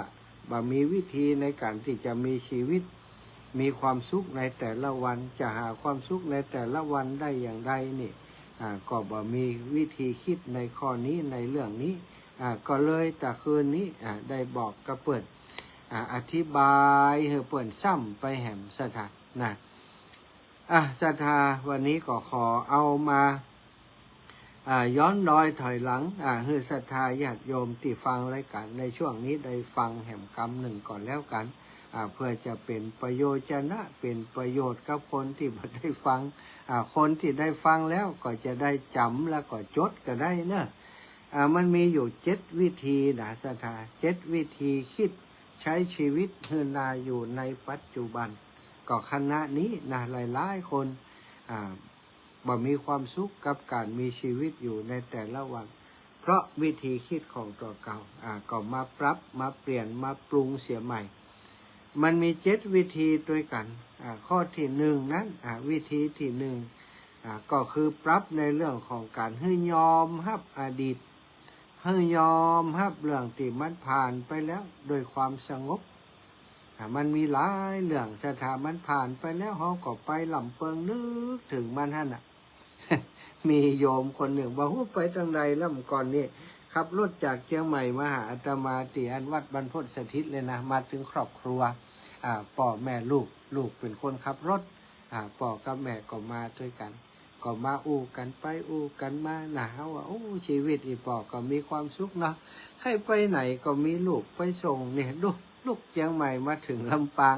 ลูกก็มาส่งลูกทำอาชีพยังนะเพิ่นก็เล่าให้ฟังลูกก็มีงานทำที่มั่นคงอู้กันไปอู้กันมาสบายดีเนาะป่อมมีเรื่องทุกข์ใจยังก้านี่พอหน้าอีปอนี่จะเป็นคนที่มีบุญนี่นาอิ่มบุญคนเฒ่ามีเรื่องอาจารย์คนเฮาพอกันตั้งภายนอกมันได้นะความจริงนี่ผมนี่มีเรื่องทุกข์ใจที่นอนบ่หลับทุกคืนเลยบ่ทุกคืนเลยนอนบ่ค่อยหลับนี่ถ้าผมคิดถึงเรื่องนั้นผมนอนหลับแล้วอาจารย์เป็นมาเมินแล้วยังก็เมินอะละนะอาจารย์ว่ามันเป็นเรื่องอย่างไรที่ทำคือที่คิดแล้วนอนหลับไอ้ปอมันก็บัดจังบอกนะไอ้หลอกเอาก็บอกกะมันเขาจะไปหู้อย่างทำบอกจุกันใครหู้แล้วก็จุกันใครฟังแล้วก็บอกกันอย่างใดเรื่องราวมันเป็นจะได้คือเรื่องมันอย่างอาจารย์มันเมินมันแล้วผมโดนตำรวจคนหนึ่งโบกรถแล้วคือผมแสดงใบขับขี่แสดงใบขับขี่ผมก็เอาใบขับขี่คือพอว่าผมอย่างอันอย่างด่าผมแล้วก็มีแหมคนเดินมาถึงปั๊บยุ่งยากอย่างนี้สับตกจากมือผมไปเลยว่ะสับตกจากมือผมไปแล้วก็เดินเข้าไปในป้อมเรื่องมากยังจับอย่างเดียวหรอกขับรถอันตรายขับรถมีปัญหาขับรถบอกเขาลบจดจราจรเนี่ยแกว่ามอนั่นมันลูกไหนมาบอกหู้มันเป็นตำรวจขับรถมาจอดแล้วก็ดึงจากมือผมไปผมมึดขนาดอาจารย์ผมมึดขนาดเดินตัวโกนมันไปผมกำลูกกุ้ยไว้ตั้งหลังเฮียผมก็จะลูกกุ้ยจดมันแล้วอีหล่ะถ้ามีปืนผมจะยิงมันเหี่ยอีวะแต่เดินเข้าไปแล้วผมก็คิดว่ามันเป็นเจ้าหน้าที่ตำรวจถ้าเนี่ยอย่างไปแล้วจะมีปัญหามันด่าผมมันก็เขียนใบสั่งเขียนยังบอกว่าผมก็ถามว่าผมผิดอย่างเดี๋ยวนี้ มาขอดูใบขับขี่ผมก็ฮื้อพอหาว่าผมขับรถเลี้ยวผมขับรถไปเจ้าเลี้ยวมันว่าบ่เลี้ยวยังไงบะโอ้ชะตาแกก็ฟังแกก็รู้สึกว่าแกไม่พอใจแกไม่พอใจแกก็เสียกลับปั๊บโดยวันนั้นนะเครียดมากพอจากวันนั้นมาชะตา คิดคืนไหนก็ทุกวันคิดคืนไหนก็นอนบันลับมันมืดไอ้ป่อสุมาเด้อเนอะถ้าไอ้ป่อฟังอยู่นะเอาเรื่องไอ้ป่อมาอู้นี่นะไม่ใช่ว่าเอามานินทานะเอามาอู้เป็นตัวอย่างนะก่อน มาอู้เป็นตัวอย่างไอ้ป่อก็นอนบันลับทุกคืนจะต้องคิดเรื่องนี้พอคิดก็บิ้งอย่างตอนที่เห็นเหตุการณ์ในวันนั้นเลยสัตว์เขาถามว่าไอ้ป่อมันเมินได้ยังนี่ตีนอนรับโอ้หลายปีแล้วนะอาจารย์ว่าหลายปีแล้ว5 ปี6 ปี10 ปีประมาณนั้นไอ้ก็เดียวลูกบ่าวที่อยู่ใกล้ฮั่นว่าอาจารย์ตั้งแต่ผมย้ำน้อยบ่บัดเดียวนี้ผมพอได้ทำงานผมพอเท่าละผมพอแก่ผมอายุบ่อีละอาจารย์ตอนนั้นผม6 7 ขวบว่ะก็ศรัทธาพอแล้วมันก็20 กว่าปี30 ปีเมื่อกันแล้วแกบอกว่าทุกวันเลยนะศรัทธาทุกวันทุกคืนเนี่ยแกนอนบักให้รับก็ถามลูกว่าเป็นอย่างนั้นแต่การลูกก็ว่าเป็นอย่างนั้นเรื่องนั้นมันผ่านมาเมื่อแล้ว แต่เรื่องอื่นมีก็บ่มีทิศใจเรื่องเดียวอันนะโอ้ก็เลยว่าอีป่อเพื่ออภัยตัวเก่าเหตุเถอะไปซ้ำเติมตัวเก่าอีป่อว่าโหผมบ่พิษเพื่ออภัยตัวเก่าเองก็เพื่ออภัยตัวเก่าว่ะอันบัดต้องคิดเรื่องนี้บัดต้องตุกกับเรื่องนี้ก็คือฮื้ออภัยเขานะกับว่าอภัยเขาเหี้ยมันเฮาเนี่ยอาจจะไปอย่างฮื้อเขาบ่ชอบอกชอบใจสักอย่างหนึ่งก็ได้ลูกมันเป็นแหน่ยังก็ผมจะอย่างมันลูกเลยว่าผมก็บ่จะฮู้จักบ่เดียวผมก็บ่ฮู้จักว่ามันเป็นไผนะอาจารย์ว่าดุสถาบ่ฮู้จักเป็นไผพร้อมนะแล้วก็เกลียดโคตรกันมาเหมือนอาตมาก็เลยว่าอีป่อจากนี่เฮาบ่นับก็ได้แต่ว่าจากก่อนเขาจะไปหูเนี่ยอีป่ออาจจะเป็นเจ้าเป็นนายเป็นอะไรอย่างเป็นอาจจะเป็นตำรวจอย่างเขานี่ก็ได้ลบแล้วก็มาทำอย่างเงี้ยกับอีป่อนี่กับอย่างกับทำกับเขาอย่างเขาทำกับอีป่อเขาก็ไม่ใจหูนะเรื่องนี้อีป่อมันจะจบที่หมอนั่นตายไปแล้วก็โอ้ตายไปแล้วอาจารย์ว่า ซ้ำตายไปแล้วพ่อมาสถาน่ะอีป่อเขาว่านะลืมฮื้อได้แล้วก็แผ่บุญไปฮื้อเขาก็บอกว่าถ้าเขามีกรรมมีเวรต่อกันที่ผ่านมาพบก่อนจากก่อนก็ขอฮื้อมันสิ้นสุดพบนี้จากนี้เขาขอฮื้ออภัยเขาขอฮื้อเขาติดตายไปแล้วนั้นไปสู่สุคติโลกสวรรค์เถอะทำได้ก็บอกเดี๋ยวผมจะลองไปทำพอ จะลองก็ลองหัวเดี๋ยวนี้ดับปิ้งนี่เขาหัวเปลี่ยนไฟก็นะอีปอบก็บักกับมาหาเขาแหมเลยว่าได้ผลเป็นประการฉันใดนี่เนาะอันนี้ก็มีอยู่ในสถานอันนี้คือลืมอดีตมาได้พอคิดถึงเรื่องในอดีตซึ่งมันผ่านไปเมื่อแล้วความทุกข์กับปะทุขึ้นมาแหมความทุกข์กับปะทุขึ้นมาแล้วมันปะทุทุกคืนอีปอยแม่ลองคิดพอละคิดป๊บกับตุกป๊บเหมือนกับตอนนั้นเลยมันโคตรงัดแค่ตื้อไข่เอามันตายคำขั้นมันเป็นสิ่งที่อาตมาคิดว่าน่ากลัวนะเขาโดนบุกโดนตีข้างเดียวเจ็บข้างเดียวรักษาแผลหายก็จบแล้วนะแต่ว่าความตุกติมันเกิดขึ้นในจิตในใจแล้วก็เขาเก็บมันไว้วันดีคืนดีกันก่อนรับก่อนนอนเอามาคิดทุกคืนมันก็ทรมานเขาทุกคืนปล่อยวางเหตุเถอะเนาะถ้าอีปอฟังอยู่นะปล่อยวางเหตุวางได้กำแต่ก็ว่าโอ้อาจารย์ผมลืมไปแล้วผมสบายใจแล้ว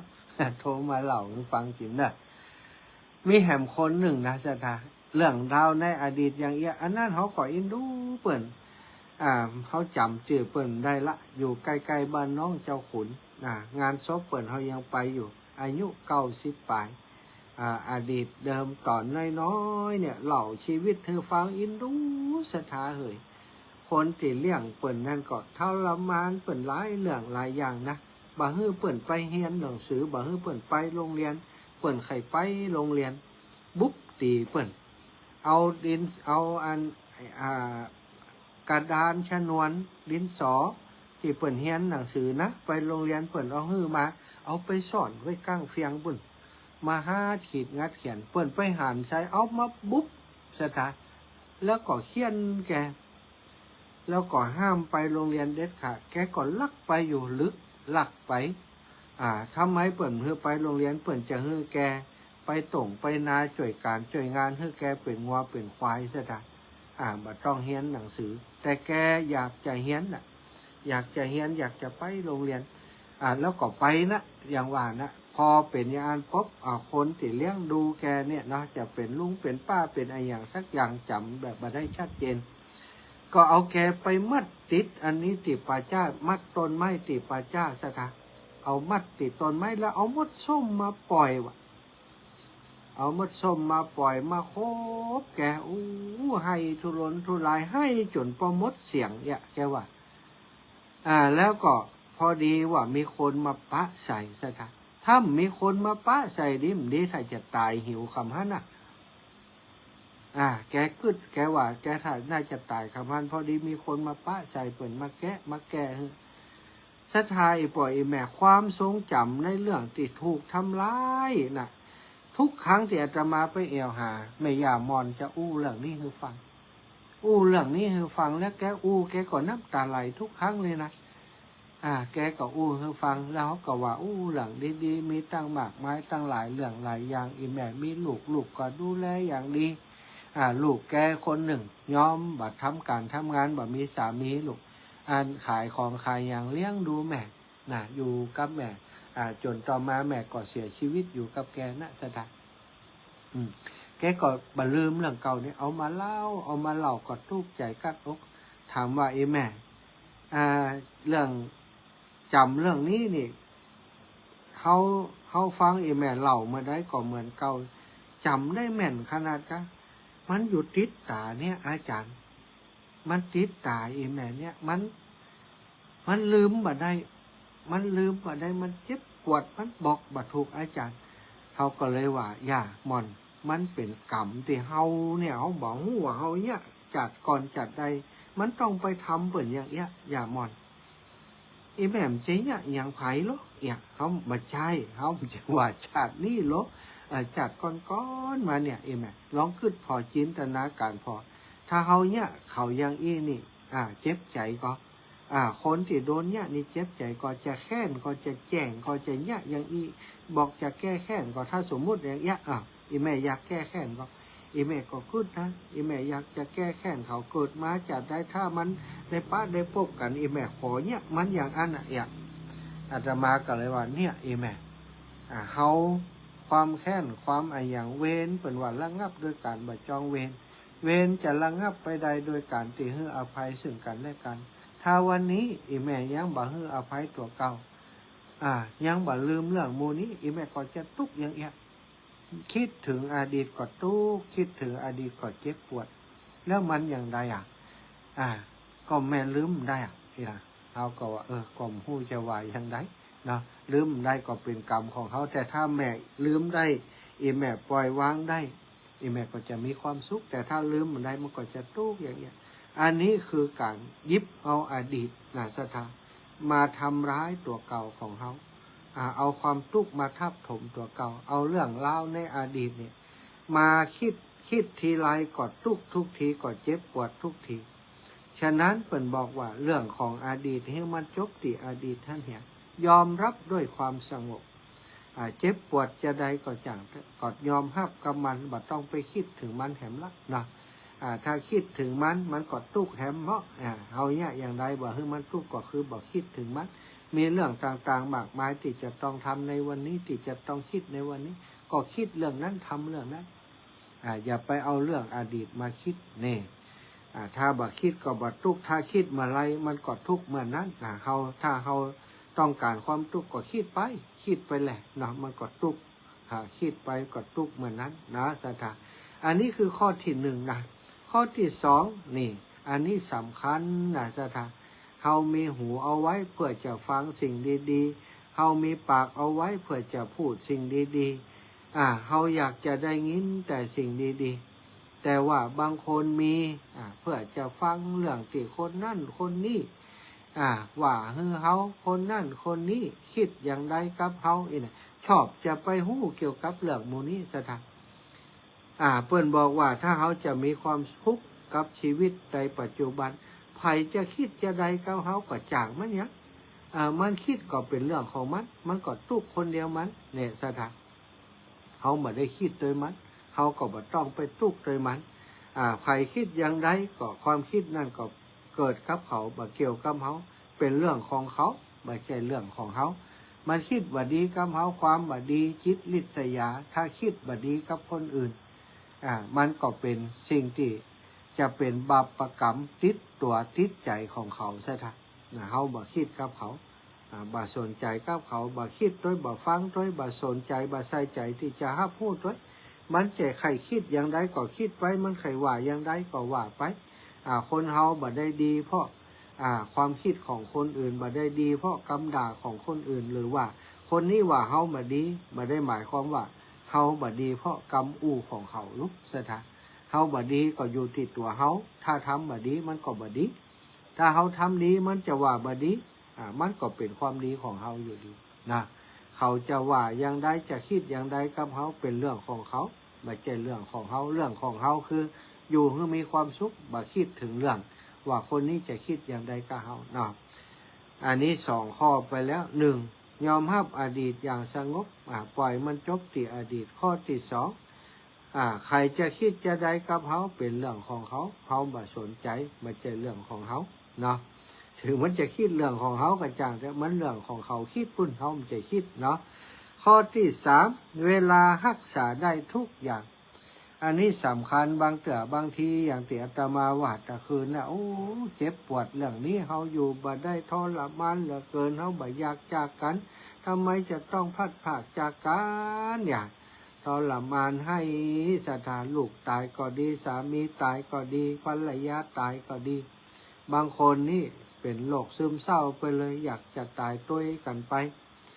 บางคนก็ตอนแรกนี้ก็เกือบจะเอาชีวิตบรอดเมื่อเข้าเดือน2 เดือนปี2 ปีก็ลืมเรื่องนั้นไปได้กลับมาหัวเราะยิ้มแย้มแจ่มใสปกติเหมือนเดิมเหมือนมีอย่างเกิดขึ้นอันนี้เวลาบางทีมันช่วยเยียวยาได้นะสถานเขาจะไปคิดว่าเรื่องนี้มันจะต้องเป็นอย่างนี้มันทุกข์ใจมันจะทุกข์อย่างเงี้ยมันจะต้องเจ็บปวดอย่างเงี้ยเขาจะไปคิดมันกันไปคิดถึงเรื่องที่อดีตมันก็ทุกข์ต้องเอาข้อที่1มาตัดสินใจข้อที่2เขาจะว่าอย่างใดกับเขาแต่เขาไม่จะว่าหรอกเขาไม่จะคิดหรอกเป็นความคิดของเขาบ่เกี่ยวกับเขาก็จะบัดทุกข์อย่างข้อที่3นี้ก็เช่นเดียวกันข้อที่3นี่เมื่อเวลามันผ่านไปเวลามันต้องผ่านไปสถานแล้วมันก็นำเอาเรื่องราวต่างๆไปโดยมันเวลานี่นะเมื่อมันผ่านไปเรื่องต่างๆที่เคยชัดเจนเคยโกรธเคยเกลียดมันก็บรรเทาเบาบางไปเนี่ยสถานมันก็หายไปถ้าเขาแบบไปยืดติดอย่างกับมันบ่ย่ำคิดย่ำทำอยู่หั่นเวลาจะได้ช่วยรักษาทุกสิ่งทุกอย่างต้องฮื้อเวลากับเวลาสถานฮื้อเวลากับเวลาอย่างไรฮื้อเวลากับเวลาที่มันจะต้องเพิ่มขึ้นเขาจะได้ลืมสิ่งที่เขาเจ็บปวดอยู่ในขณะนี้แล้วเขาก็จะมีความสุขในวันนี้ข้อที่4บ่มีภัยเป็นสาเหตุแห่งความสุขของเขาบางคนนี่ไปหาความสุขกับสิ่งโน่นสิ่งนั่นสิ่งนี้ไปแอวไปแหวงไปหาคนนั่นคนนี้มาปลอบอกปลอบใจหรือว่าไปอย่างก็แล้วแต่ที่ทำให้ตัวเองมีความสุขเพราะคิดว่าสิ่งเหล่านั้นทำให้ตัวเองมีความสุขความจริงแล้วสถาตัวของเฮานี่แหละการทำคุณงามความดีหรือว่าการลืมอดีตการที่บ่ใส่ใจบ่สนใจบ่แค่คำคนอื่นการที่ปล่อยให้เวลารักษาความทุกข์ของตัวเฮาได้อันนี้คือสิ่งที่จะทำให้เฮามีความสุขบ่ใจว่าคนอื่นจะมาให้ความสุขแก่เฮาพระสงฆ์องค์สังฆเจ้าก็ดี หรือว่าไผก็ตามนะจะเป็นสามีภรรยาลูกเต้าเขาจะไปหวังว่าคนคนนี้จะให้ความสุขกับเขาตลอดเวลาได้เป็นไปบ่ได้แม้กระทั่งเขาห้ากันเพียงใดกระจ่างเถอะวันหนึ่งก็ต้องพัดผากจากกันตายจากกันไปต้องจากกันไปนะถ้าเราทำความเข้าใจในข้อนี้ได้ความทุกข์มันก็บ่เกิดง่ายความทุกข์ก็บ่มาเบียดเบียนเราศรัทธาญาติโยมนอกจากจะเวลากับสิ่งที่มันเป็นความทุกข์แล้วก็ยังต้องเขาก็จะต้องบ่ไปหาความสุขกับคนอื่นความสุขกับคนอื่นนี้สุดท้ายก็เป็นความทุกข์นะเมื่อเขาสูญเสียสิ่งนั้นไปหรือว่าคนอื่นบ่เหมือนเดิมนอกจากตัวเฮาแล้วบ่มีไผจะเอาความสุขคือเฮาได้เท่ากับตัวเฮาอย่างการปฏิบัตินั่งสมาธิภาวนาการสร้างสมคุณงามความดีการทำทานรักษาศีลต่างๆเหล่านี้สถานไผจะมาทำให้เฮาได้แม้แต่พระพุทธองค์พระองค์ก็ตรัสว่าเฮาเป็นเพียงแต่ผู้บอกทางทางแห่งความสงบทางแห่งสันติภาพทางแห่งความสุขเป็นคนจี้ขุมทรัพย์คนที่จะไปเอาขุมทรัพย์คนที่จะไปขุดขุมทรัพย์คนที่จะลงมือเดินทางไปเอาก็คือท่านทั้งหลายเปิ่นบอกคืออย่างดีจี้คืออย่างดีมีลายแทงอย่างนี้เนาะความสงบใครได้ความสงบมาเป็นทรัพย์กับตนสันติภาพหรือว่าความสงบความสุขแต่เฮาฟังเปิ่นแล้วบ่เอาไปทำบ่เอาไปเนี่ยบ่ปฏิบัติตามเปิ่นปฏิบัติตามเปิ่นมันก็จะเป็นความสุขมาหาตัวเฮาได้อย่างใดมันก็เป็นไปบ่ได้สถานนี่ตัวเฮาเท่านั้นที่จะทำให้ตัวของเฮามีความสุขแล้วก็ข้อที่5อย่าเปรียบเทียบชีวิตกับคนอื่นอันนี้สำคัญมากๆเลยสถานบางครั้งที่เฮามีความสุขบางคนก็มีตังมีฐานะหลักฐานมีบ้านหลังจัดใหญ่แต่ว่าบ่มีความสุขเพราะว่าเอาบ้านของตัวเก่าไปเปรียบเทียบกับบ้านเศรษฐีมหาเศรษฐีบ้านดาราดังๆบ้านเฮาสร้าง1 ล้านก็ถือว่าเก่งแล้วนะสร้าง1 ล้านแต่บ้านเขาใหญ่กว่าเฮา10 ล้าน20 ล้านใครได้บ้านอย่างเปิ้นมีบ้านอย่างเปิ้นมีได้เปิ้นบัดตุกใจแต่ถ้าเฮามีอย่างเปิ้นต้องกู้หนี้ยืมสินสะปะสะเปดสะทายาเนาะสุดท้ายได้อย่างเปิ้นก็จริงแต่ว่าเปิ้นได้เปิ้นบ่มีตุกแต่เฮานี่ตังเฮานี่มันกุ้มกับบ้านอย่างเดียวกุ้มกับส่งบ้านกุ้มหากับใจบ้านอย่างเดียวแต่เปิ้นนี่ตังเหลือล้นเปิ้นมีตังเป็น100 ล้านพันล้านเปิ้นก็สร้างบ้าน100 ล้าน200 ล้านนี่ได้บ่ยากแต่เฮานี่ เงินแสนถ้าจะใครได้ล้านก็ต้องไปกู้เปิ้นเนี่ยมันก็เลยกลายเป็นเปิ้นห้องว่ามันบ่สมดุลกันรายรับกับรายจ่ายบ่สมดุลแต่เฮานี่ก็อยากเป็นอย่างเปิ้นอยากจะได้อย่างเปิ้นสุดท้ายก็บ่มีความสุขซะทั้งสุดท้ายก็บ่มีความสุขเปิ้นถ้าจะมีความสุขต้องแบบไปเปรียบเทียบชีวิตกับคนอื่นเพราะชีวิตคนอื่นก็เป็นชีวิตของเขาบางเตื้อเขาจะทุกข์จะยังได้เฮาไปฮู้เนาะแต่ชีวิตของเฮานี่เฮาฮู้ดีว่าเฮามีอยู่เท่านี้ทำได้เท่านี้เฮาก็เพียงพอเพียงกับสิ่งที่เฮาหาได้สิ่งที่เฮาทำได้มันก็จะเป็นความสุขของเฮาถ้าบ่อ่านแล้วมันก็ทุกข์อยู่หั่นข้อที่6หยุดคิดมากอันนี้สำคัญซะท่าบางเรื่องสถาบางเรื่องบ่ต้องฮู้คำตอบทุกอย่างก็ได้บ่ต้องฮู้ทุกเรื่องก็ได้ในโลกนี้เพราะว่าบางเรื่องมันเป็นประโยชน์กับเฮา บางเรื่องฮู้แล้วมันก็ยังว่านะครับฮู้แล้วมันก็เจ็บปวดฮู้แล้วมันก็ไม่สบายใจก็บ่ต้องไปฮู้มันบ่ต้องไปฮู้กับมันทุกเรื่องฮู้ว่าเฮาจะหากินอย่างใดจะทำอย่างใดมีความสุขบ่เบียดเบียนตนบ่เบียดเบียนผู้อื่นเต่าอีก็พอฮู้ในการดูแลตัวเองเท่านี้ก็พอบ่ต้องไปฮู้มันทุกเรื่องบ่ต้องไปเอาคำตอบในทุกเรื่อง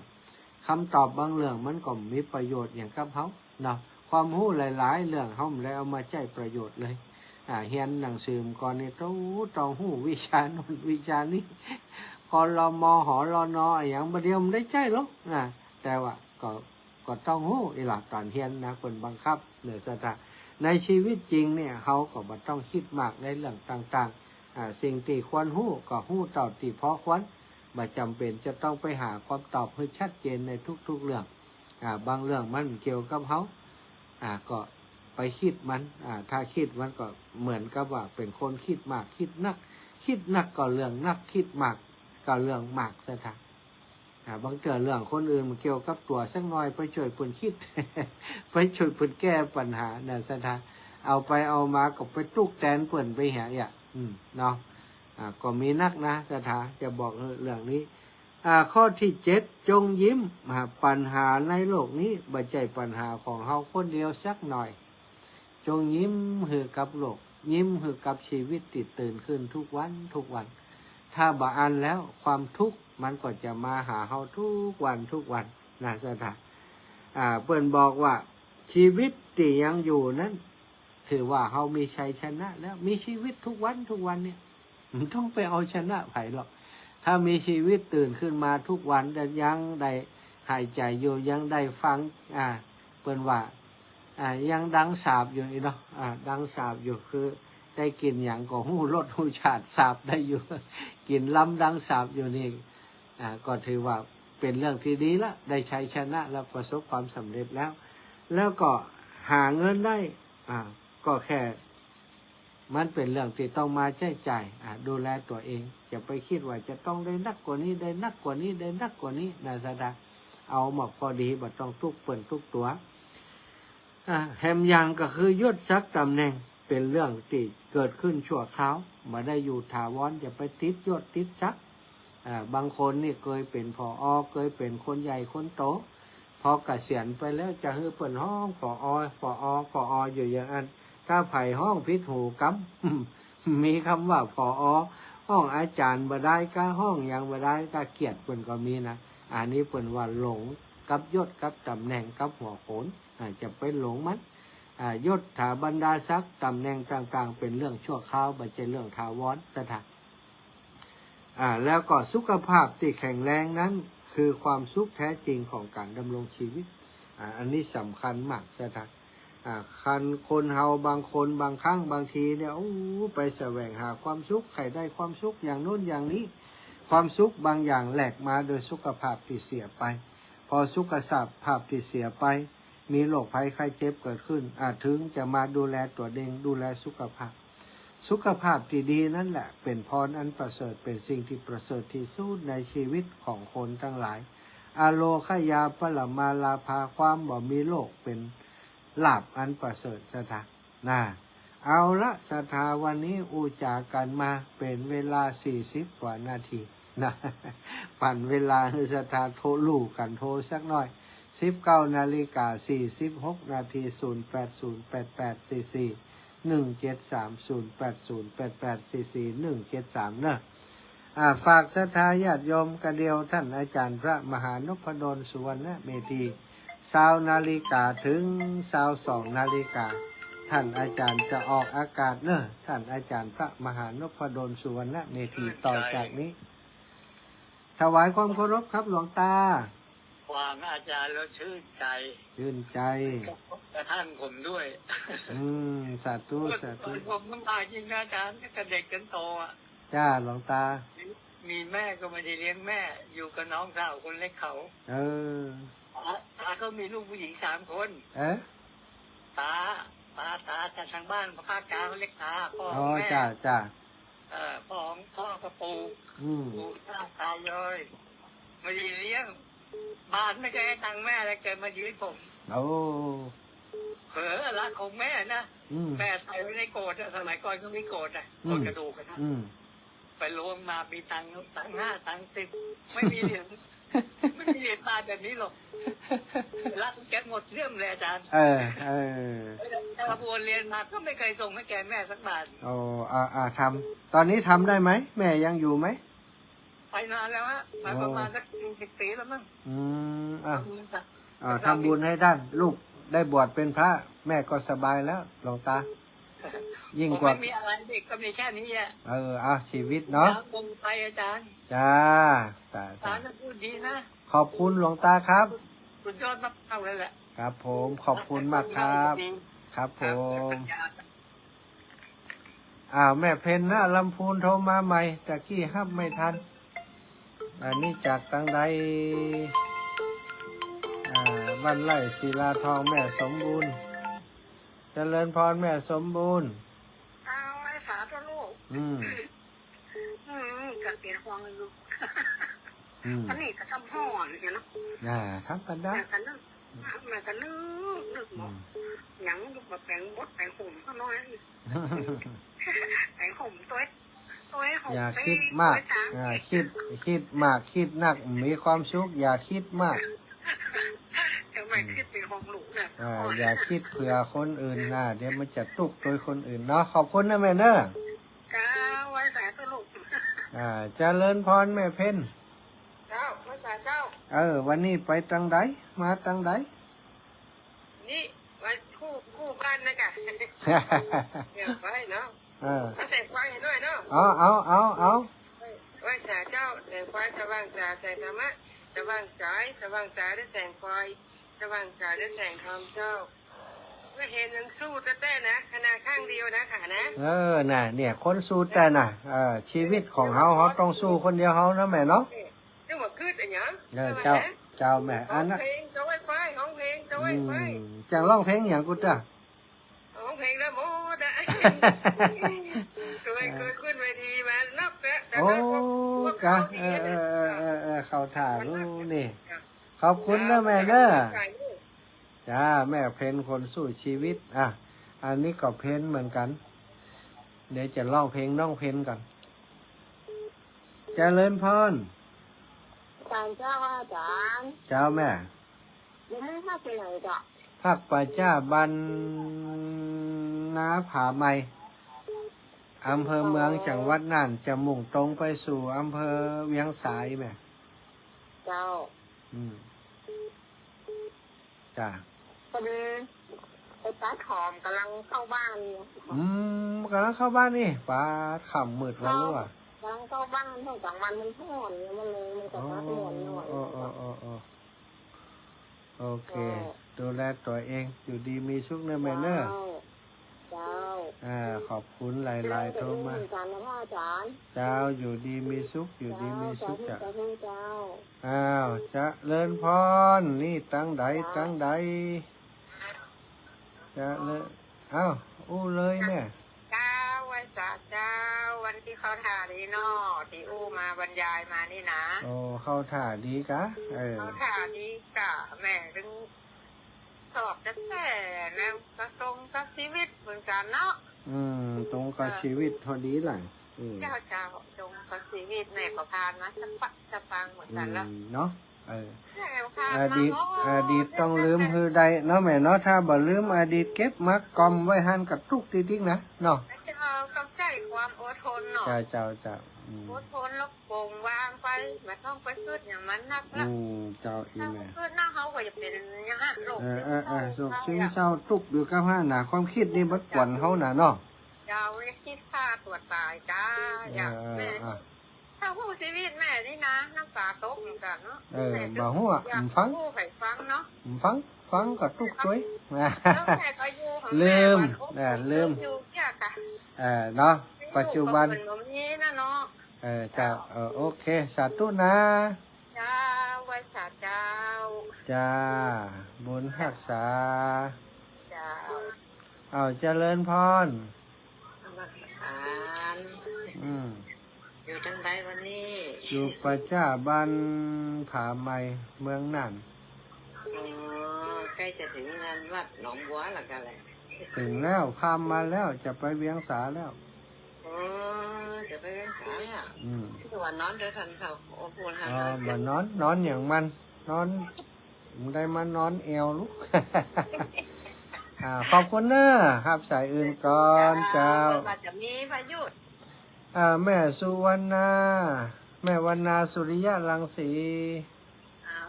นมัสการเจ้าโยมแม่โอ้จะได้ฟังจังหวะเนอแต่ไม่ได้ตัวโทรประจำเจ้าอีแม่อยู่ลำปางแล้วเนาะเจ้าอยู่ลำปางแล้วเจ้ามาเรียกสาแล้วกันเรียบร้อยแล้วเจ้าดีแล้วเนาะ จ้า ตอนนี้ปิดอยู่ก้าใส่แว่นใส่อย่างก้า เจ้าใส่แว่นนะ ระวังจะไปให้โดนแดดโดนลมอย่างนักเนื้อแม่เนอะรักษาความสะอาด โอ้บุญมีไปตายเรื่องได้กราบพระทานโนและทานโน ป้ากะไปกะนี่ก็จะไปหาเนาะถ้าแม่สะดวกเนอะ เจ้าเจ้าเจ้า ขอบุญ โทรทำเถอะ ขอบุญรักษาอีกเนี่ย แต่บอกไม่ได้โทร เจ้า เป็นอย่างเนาะขอท่านอยู่สุขสบายเด้อ เจ้าอีแม่ขอบคุณ เจ้าบุญมีไปตายกันได้กราบท่านเนาะ ได้กลับแน่นอนได้ปะกันแน่นอนแม่วันนาสุริยะรังสีแม่ย่าแก้ว8439เจริญพร ไว้ตาเจ้าอาจารย์ เจ้า เมียถามมันก่อนเด้อฟังถึงวันเดือนพระอาจารย์ แม่ท้าบานฟ่อนฟังตึงวันเดี๋ยวจะมอบโล่ให้เนอะ เจ้า แม่ทาอยู่บ้านฟ่อนแม่ทาน้ำสกุลหยัง สายเตี้ยเจ้า สายเปี้ย เจ้า แม่ท้าสายเปี้ยบ้านฟ่อนเดี๋ยวจะจดไว้เดี๋ยวจะมอบโล่ให้ฟังทุกวัน โอ้จริงๆข้อนี้ภูมิใจดีได้กะทิได้อย่างสอนใจกันนักเลยว่าอาจารย์เนี่ย ได้การสำคัญก็คือมีคนโทรมาว่าโอ้อาจารย์นี่แม่ขอจดจิ้มอีกแล้ว น่า จะตุ นั่นทุกคนต้องยิ้มไว้ก่อนนะ ใจไปคิดนักกอดตุกนักนะทำมันอย่างก็คิดเดี๋ยวก่อนจะทำเนาะพระอาจารย์เนาะ เจ้าสาธุแม่เนอ เจ้าสาธุเจ้าอาจารย์เดินทางปลอดภัยอายุมั่นขวัญยืนเด้อ เจ้าขอบคุณเจริญพรสาวน้อยบ้านกาดโปง เจ้า เจ้าหวานเจ้าหวาน เจ้างามๆหน่อยหาลูกมือได้ด่า ได้ด่าจะ กันไว้ กันไว้ เวลามันเจ้าบอกหวังจะโดนด่า จะโดนด่ายังกับโดนน่ะว่าไป กันเล่าเจ้าหวังก็ว่าเขาหวังก็ว่าเจ้าหวังก็โดนด่า ละห้ามจม นานมอน่ะคนนั้นเป็นพระบาทแต่เจ้าทู หันอยู่กะ หันมูน่ะลูกไปไหนจะไหนเจ้าที่ไหนมาหาที่โตนที่องค์หูหันมูน่ะ ลูกหลับพอหมดเลย หลักพอมูน่ะดีนะมันได้ไปหูหันมูน่ะลูกไปอย่างอีนี่หันมูด อันนี้ขนาดมาคนเดียวน่ะถ้ามีคนมาโต้ยถ่ายรูปให้สมัยนี่เนาะ แค่กันนี่ขนาดคนเดียว เขาว่าอาจารย์ถ่ายรูปยังไงมันอยู่ในหมองนี่เองกันเนาะ แม่น่ะโอ้มากก็ถ่าอันกูสี่กูแพงกูโหนขึ้นได้ลงได้จะได้ ดีแล้วขอบคุณอีแม่เด้อ เจ้าบุญตาของแม่ ขอบคุณบุญรักษาคอย ใจกันเด้อ แม่อยู่ดีมีสุขศรัทธาญาติโยม1956ไปถึงที่ไหนตั้งได้พ่องตั้งเมืองฝางรู้เมืองฝางมาถึงก้ามแรงนี่เนาะพี่น้องเมืองฝางแม่น้องตั้งเวียงป่าเป้าก็ทำถึงมีสักสายเวียงป่าเป้าวันนี้นะเวียงป่าเป้าทำไม่ถึงถึงที่ไหนก็โทรมาเนอะศรัทธาญาติโยมเนาะไปถึงที่ไหนตั้งใดก็โทรมาโอ้ยายไข่บ้านตาร่วมทำบุญโรงเรียนเจ้าขอบคุณเนอะยายไข่เนอะวันนี้น้องสมจิตอินทรวิจิตนะเอาต้นพระป่าไปตั้งไว้ติดร้านของเปิ้นต้นพระป่าช่วยทุกปีอีละขวัญขวายในบุญเนอะได้บุญนักบุญหนาอีละอยู่ดีมีสุขอายุมันขวัญยืดเอาละศรัทธาญาติโยมพอเวลาแล้ว19:57 นาฬิกาเดี๋ยวเตรียมตัวฟังท่านอาจารย์ใหญ่พระมหานพดลสุวรรณเมธีจะเข้ารายการต่อจากนี้เนาะเอาละความสุขสวัสดีจงมีแก่ศรัทธาญาติโยมทุกคนทุกท่านเนอะ ยัตตารโอธรรมาวัฏันติอายุวันโนสุขังพระลัง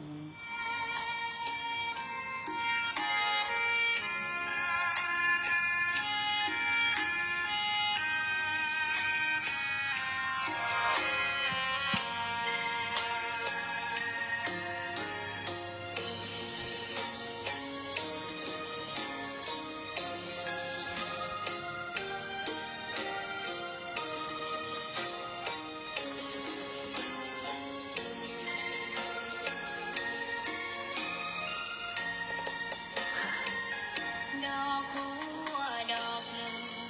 พึงใจไว้เพื่อบูชาแด่องค์พระศาสดาสัมมาสัมพุทธเจ้า